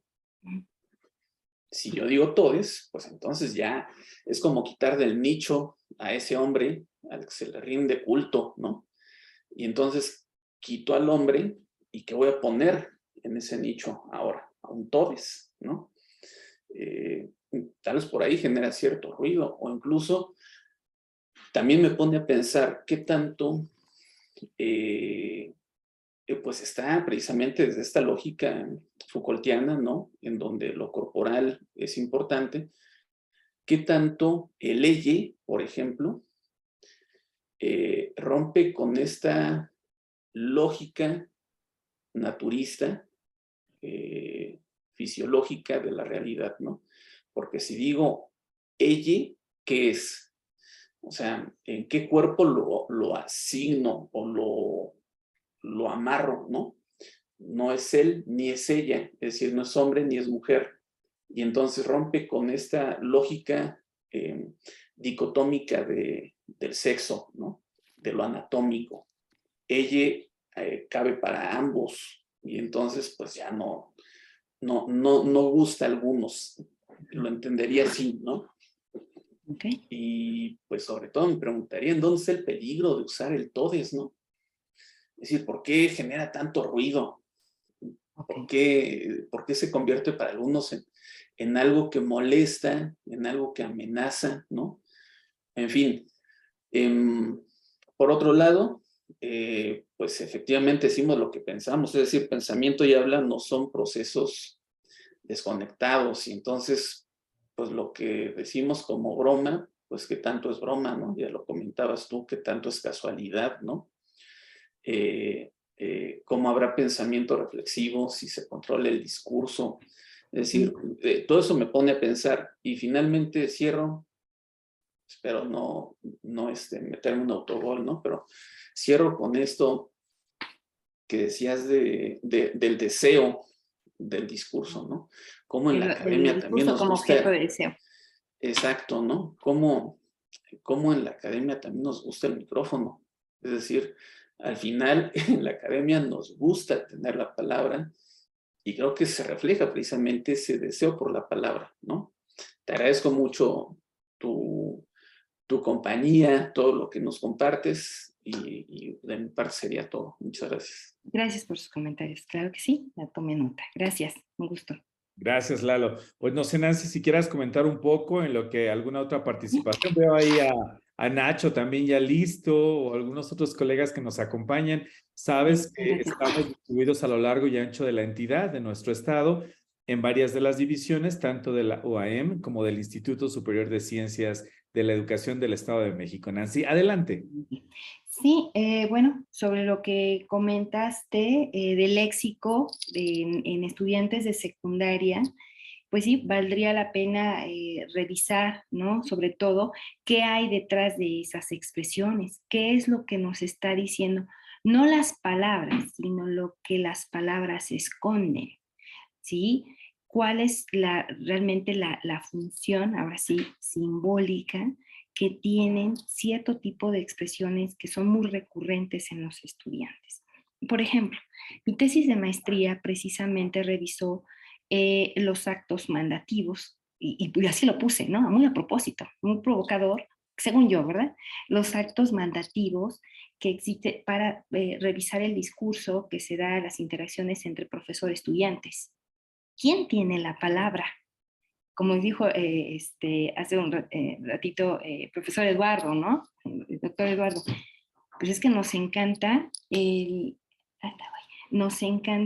micrófono, ¿sí? Nos encanta tomar el micrófono. Y un ejemplo, el caso que me ocupó fue en secundaria, precisamente revisar los actos mandativos en el nivel secundaria en maestros de inglés. ¿Por qué los maestros de inglés? Yo no doy clases de inglés, sí soy licenciada en lengua inglesa, pero no doy clases de inglés, doy clases de investigación, adquisición de lenguas, lingüística, etcétera, ¿no? Pero como regresando a mi propia experiencia como estudiante, ¿por qué no hablamos inglés? Porque siempre está hablando el profesor, porque siempre está preocupado que la estructura y el que present continuous, past perfect, and modal verbs, etcétera, regular and irregular verbs y todo ello. Cuando viene el examen, ¿sí? Hay una parte, si se acuerdan, que ahora yo tengo que producir. ¿En qué momento me has dejado producir? Si tú tienes, por decirlo así, el micrófono, ¿no? La parte, y fue a analizar en esa tesis desde el tiempo de habla, el tiempo, ¿sí? De 1 hora 40 minutos que teníamos, bueno, una clase decimos de 2 horas, pero no es de 2 horas, sabemos, ¿no? De 1 hora 40 minutos, ¿cuántos minutos habla el profesor? 1:39, ¿no?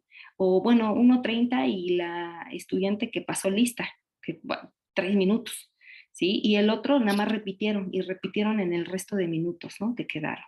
Entonces, ahí hay una relación importante. Y la otra es realmente lo que me lleva a pensar hablando de un cuerpo, ¿cómo le llamamos? Un corpus lingüístico que se pudiera acuñar de los estudiantes de secundaria, que es fascinante esa investigación. Llegaríamos a otro nivel de análisis, ¿no? Antropológico. ¿Qué hay de simbólico de esas palabras? ¿Por qué las usan? ¿Y por qué están usando esas palabras como las están usando? Ahora bien, en cuanto a la adquisición de lenguas, y hablan de esta situación de la cultura silenciada, ¿no? Que eso llamó también la atención.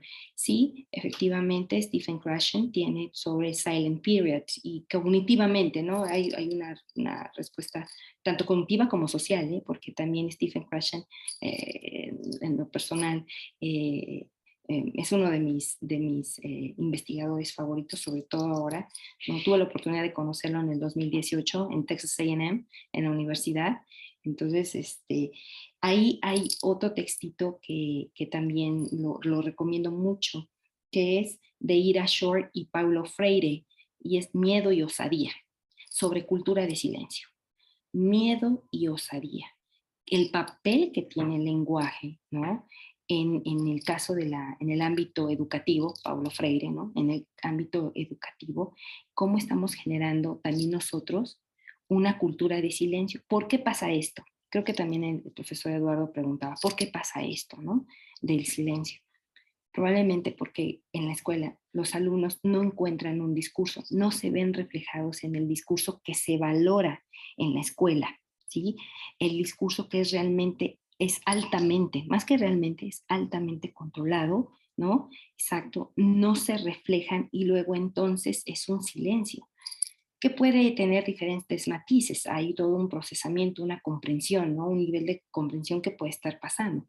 Puede también estar pasando que el discurso, como es un lenguaje académico, ¿sí?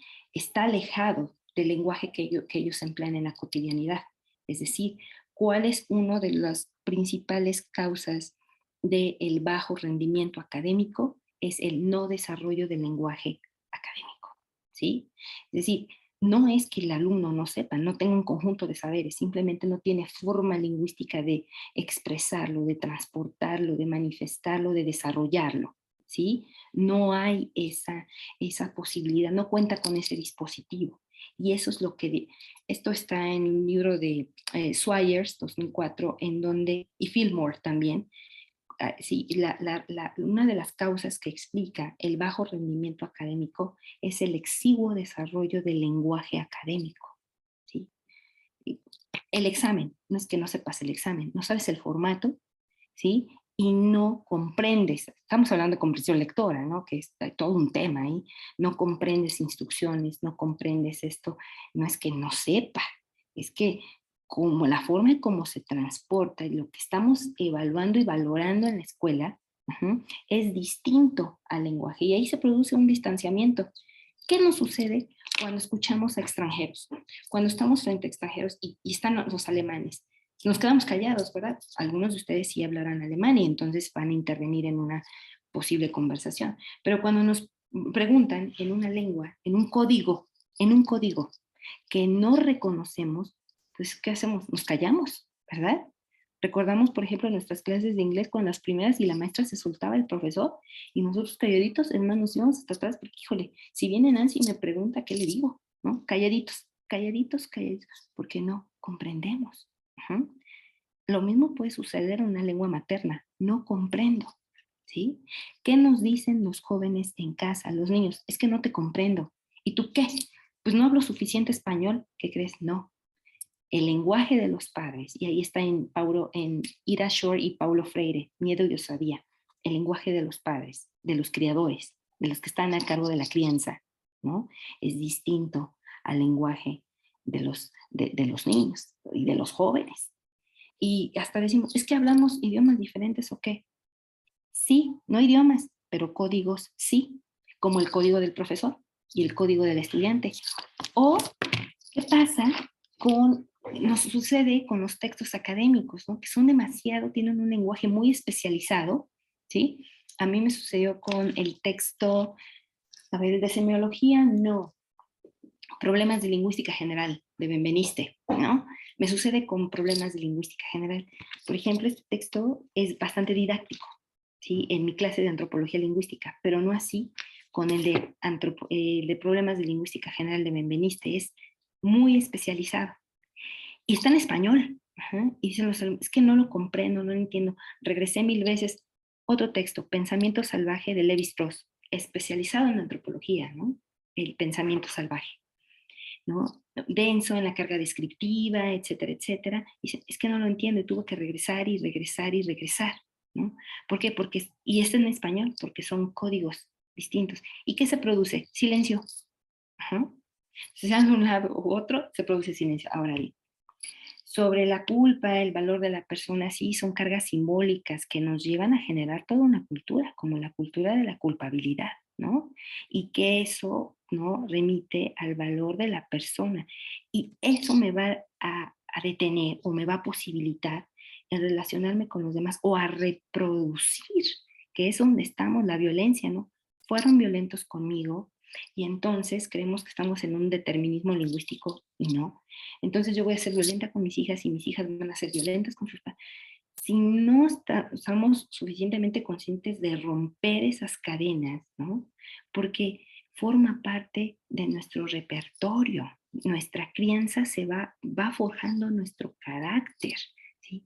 Pero pensamos que actuamos de manera aislada y en antropología hemos aprendido que somos todo menos seres aislados, ¿sí?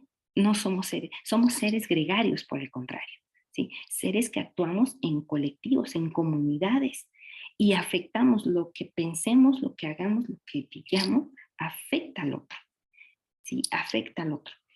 La otra, bueno, eso me preguntaban, ¿no? ¿Qué pasa con la cultura del silencio? Y yo decía, ¿cuándo pasa eso? Cuando nos enfrentamos a un discurso en donde no nos vemos representados, no nos vemos reflejados, cuando no lo comprendemos, ¿sí? Es como si estuviéramos hablando, sí, literalmente, de códigos distintos, ¿no? Como lo he abordado. Otra situación sobre lo consciente, ¿no? Lo consciente y la intención. Como lo mencioné, esto está en Austin y Searle sobre los actos de habla. Hay un textito, Speech Acts, ¿no? En Speech Acts empieza con un dilema. Y también en Sapir lo tiene en el primer capítulo del lenguaje. El habla es algo instintivo, es decir, el lenguaje es algo instintivo o es, y aquí responde Sapir, es producto de la herencia cultural de los pueblos. Y Austin y Searle, desde la filosofía del lenguaje, responden no, es intencional. Es decir, no hay nada instintivo. Todo lo que se produce en el lenguaje es una forma de producir ideas de manera deliberada. Eso sí está en Sapir también, de manera deliberada, ¿sí? Entonces, va encauzada, aunque sean pequeños momentos, lo que pudiera ser, ¿no? Valerse como instintivo son las interjecciones. O sea, me pego, ¿no? Y digo, ay, o uch, o cuando por barato sale el asunto, ¿verdad? Sino, exactamente. Es, aquí ya hubo una gesticulación de Julio y sí decimos, hijo de, ¿no? Y soltamos todo un discurso, ¿no? Un dispositivo, dependiendo nuestro repertorio. Nuestro repertorio a estas alturas puede ser bastante ya amplio, a un ouch, a un ups, como en las películas, ¿no? Que en las películas, cuando está el doblaje, dice, no el doblaje, el subtitulaje, ¿no? Que en inglés viene la palabra tremenda, con toda una carga de significación. ¿Y qué vemos en los subtítulos? ¿No? Diantres, chispas, diablos, cielo. No dijo diantres, dijo hijo de ¿no? Comenzamos desde nuestras propias traducciones. Entonces, ahí sí hay, eso del lapsus verbal se clasifica en lingüística como interjecciones, ¿no? Sobre todo el uso de las interjecciones. Lo otro son gritos, ¿sí? Son gritos que pudieran, ¿no? Ir más pegado a lo instintivo, al lado instintivo, eso que apuntan como lapsus verbal. Y sobre intención, Austin y Searle, estos autores, refieren a toda una actos de habla, ¿no? Y los actos de habla es mentir. O sea, realmente, ¿qué hacemos cuando hablamos? Ahí va, por poquitos, por citar poquitos, por listar poquitos. Mentimos. Ese es un acto de habla, mentir. Aceptamos. ¿Acepta usted como esposo, como esposa? ¿Y qué decimos? Sí, acepto. Eso es, aparte, es mentira, no es cierto. No digo es que es mentira. No es mentira, es aceptar, pero también rechazamos. Tú no, tú te callas, tú allá, calladito te ves más bonito, ¿no? Excluimos, marginamos, obstaculizamos, negamos, afirmamos, compartimos, ¿sí? ¿Sí? Ocultamos, ¿sí? Son actos de habla. ¿Cómo ocultamos? ¿Cómo negamos? ¿Cómo afirmamos? Yo tengo una hipótesis. ¿Qué pasaría si enseñáramos lenguas en general, nacionales y extranjeras, a través de actos de habla y no a través de estructuras? Porque las estructuras no hablan, las personas sí. Y las personas mentimos, somos capaces de afirmar, de negar, de ocultar, de compartir, de informar. ¿Qué pasaría en una pedagogía? He escrito sobre eso, en una pedagogía en donde nos dejemos de la enseñanza de la estructura y le brinquemos, ¿no? A la enseñanza realmente de para qué hablamos, para qué usamos el lenguaje, para argumentar. ¿Qué tenemos nosotros? El alumno tiene que explicar, demostrar, argumentar, ilustrar, sostener, interpretar, reflexionar, analizar. Rásquenle todo el currículum y vamos a tener chorro de actos de habla. Mi pregunta es, ¿son capaces de hacer eso? Por lo menos en didáctica de la lengua, lo que he vivido, no siempre. No siempre se da. Sobre todo si ellas, justo acaba de salir en septiembre, publiqué un capítulo en Madrid, en Dickinson, ahorita les paso el link a ver si tengo la oportunidad, en el capítulo y discuto, o sea, presento, hago un ejercicio, ¿no? Es un ejercicio, ¿no? Yo no discuto nada, sino es un ejercicio, ¿no? De maestro Eduardo, sobre su pregunta del TODE y ellas sobre la incomodidad. Parto de lo siguiente, voy a tratar de ser breve. La lengua es una estructura, ¿no? De ahí partimos. Y bueno, de ahí parte toda la lingüística del siglo XX, ¿no? La lingüística como estructura, como sistema de códigos, ¿no? De signos, ¿sí? La lingüística es un lenguaje como estructura. Y tenemos una estructura, si no, hay que revisar el librito este de aprender de redacción sin dolor, de la gramática descomplicada de Alex Frigelmo y de Revilla de Cos, de todos los libros de gramática y de sintaxis que puedan ustedes, Elena Bernstein, ¿no? Aquí los tengo acá atrás, todos los que puedan ver. La lengua es una estructura, eso sí, nos queda claro. La lengua es un sistema, pero también la lengua es una institución. Y si no, ¿para qué tendríamos la Real Academia de la Lengua Española, por ejemplo? Y así las lenguas, ¿no? Las lenguas son instituciones, ¿sí? Y las lenguas tienen reglas, ¿sí? Y esas reglas, esas instituciones, por ejemplo, el caso del español, ¿sí? Hay un asunto que es de género. Hace rato yo les comenté que Sapir al final, y miren cómo se articuló, Sapir al final en este texto dice que no hay una relación paralela entre lengua, raza y cultura. No existe, es decir, no hay un desarrollo paralelo, no hay un predeterminismo que tenga que evolucionar la lengua porque evoluciona la raza y luego entonces evoluciona la cultura. ¿Qué pasa con la involución? ¿Sí? ¿Qué pasa también con esos regresos que existen? Es decir, no hay procesos paralelos. Entonces, en el asunto del todes, ¿no? Y ellas existe género y número. También desde la antropología menciona que las palabras tienen dos elementos, menciona Sapir, un elemento radical, es decir, la raíz, y un elemento gramatical, ¿no? Y el elemento gramatical es el que tiene variación.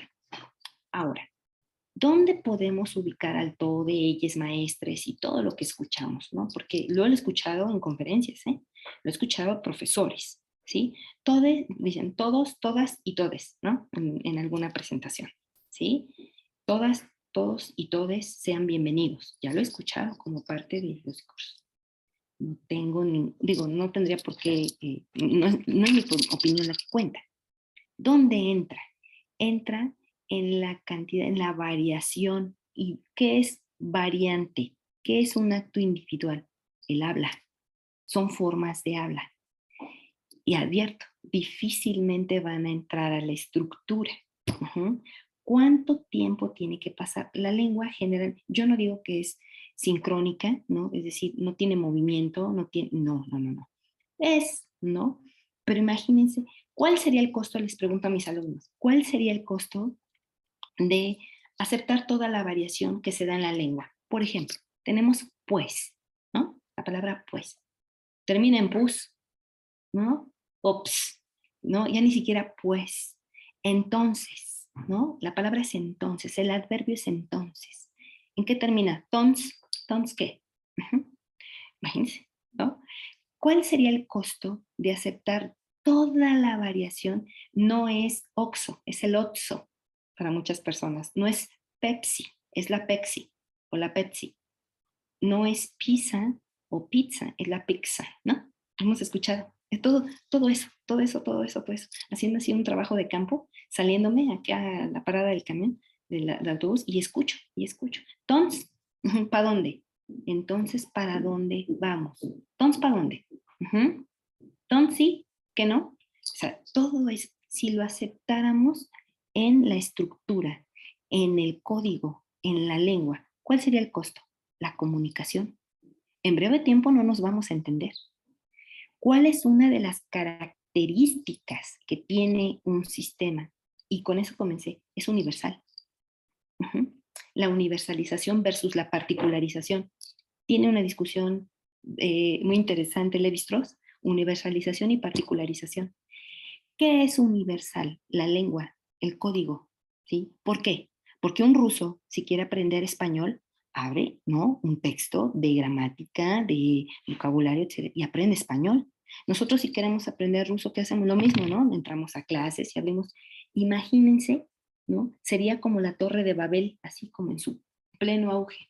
La caída de la comprensión sería la total ininteligibilidad entre los hablantes. ¿Por qué?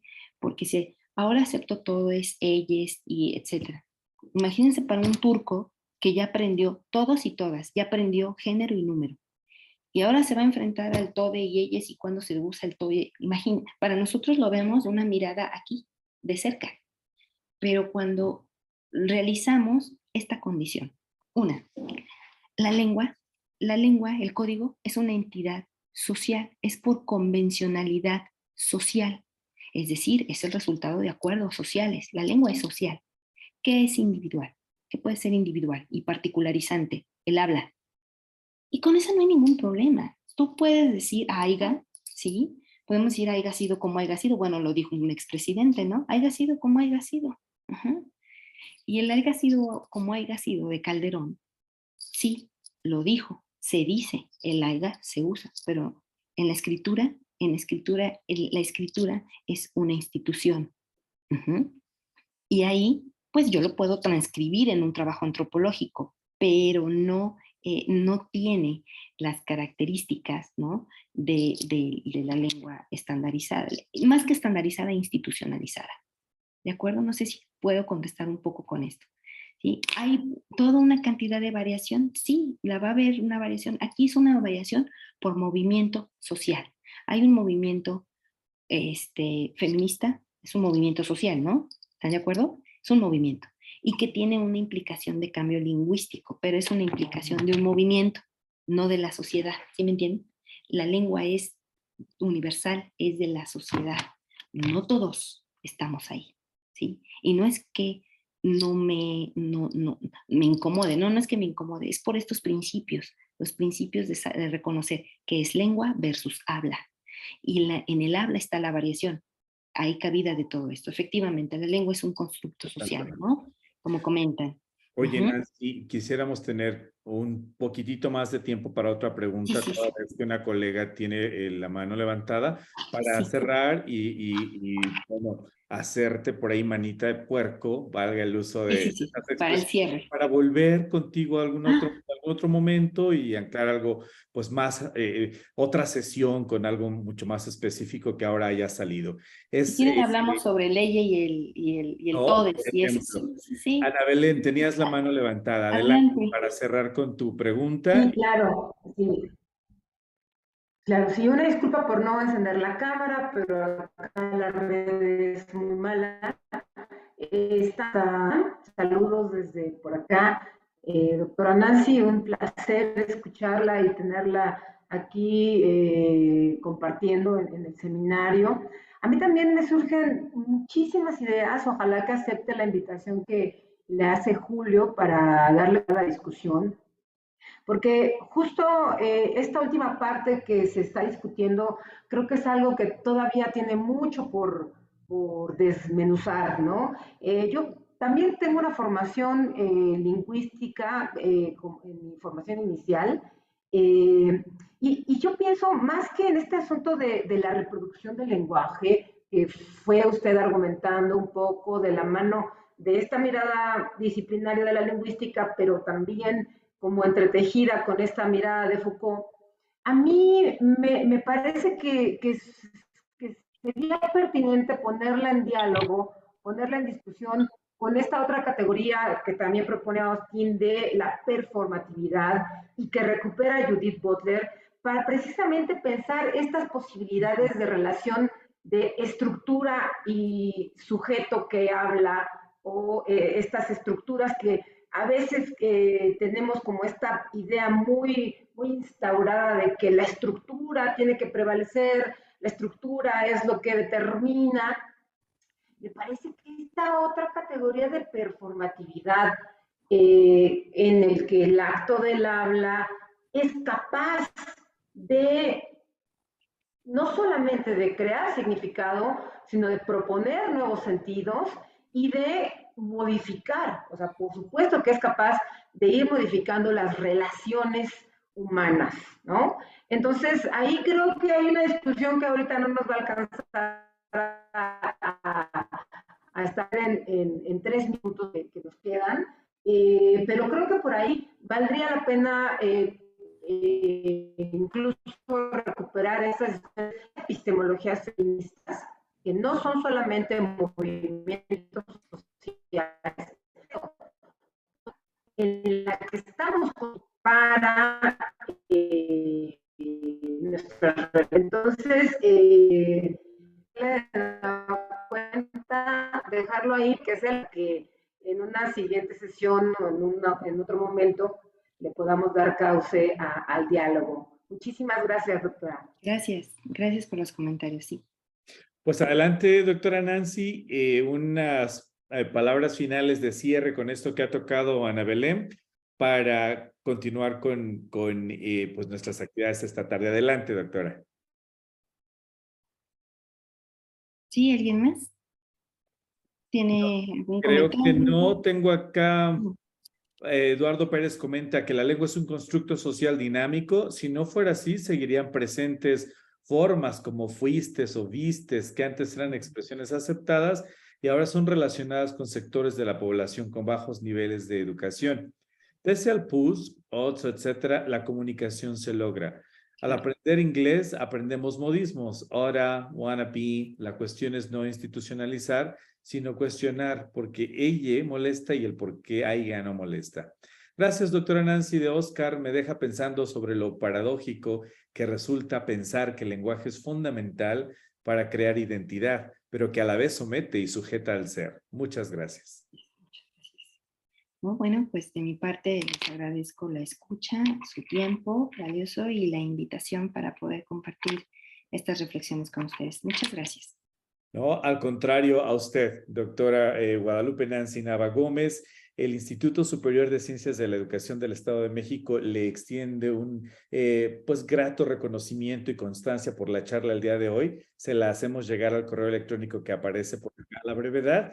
Y bueno, ya nos pondremos de acuerdo con esta nueva sesión en donde quizá toquemos más asuntos de inflexión con el todo de ella y todo lo que hoy hemos discutido de cierre. ¿No? Un aplauso fuerte para nuestra ponente. Buenas tardes, muchas gracias. Y les invitamos Buen provecho. a continuar. Gracias, doctora Nancy. Hasta luego. Buenas tardes a todos. Nacho, Lalo, a todos los que vemos por ahí. Un gusto. Hasta luego.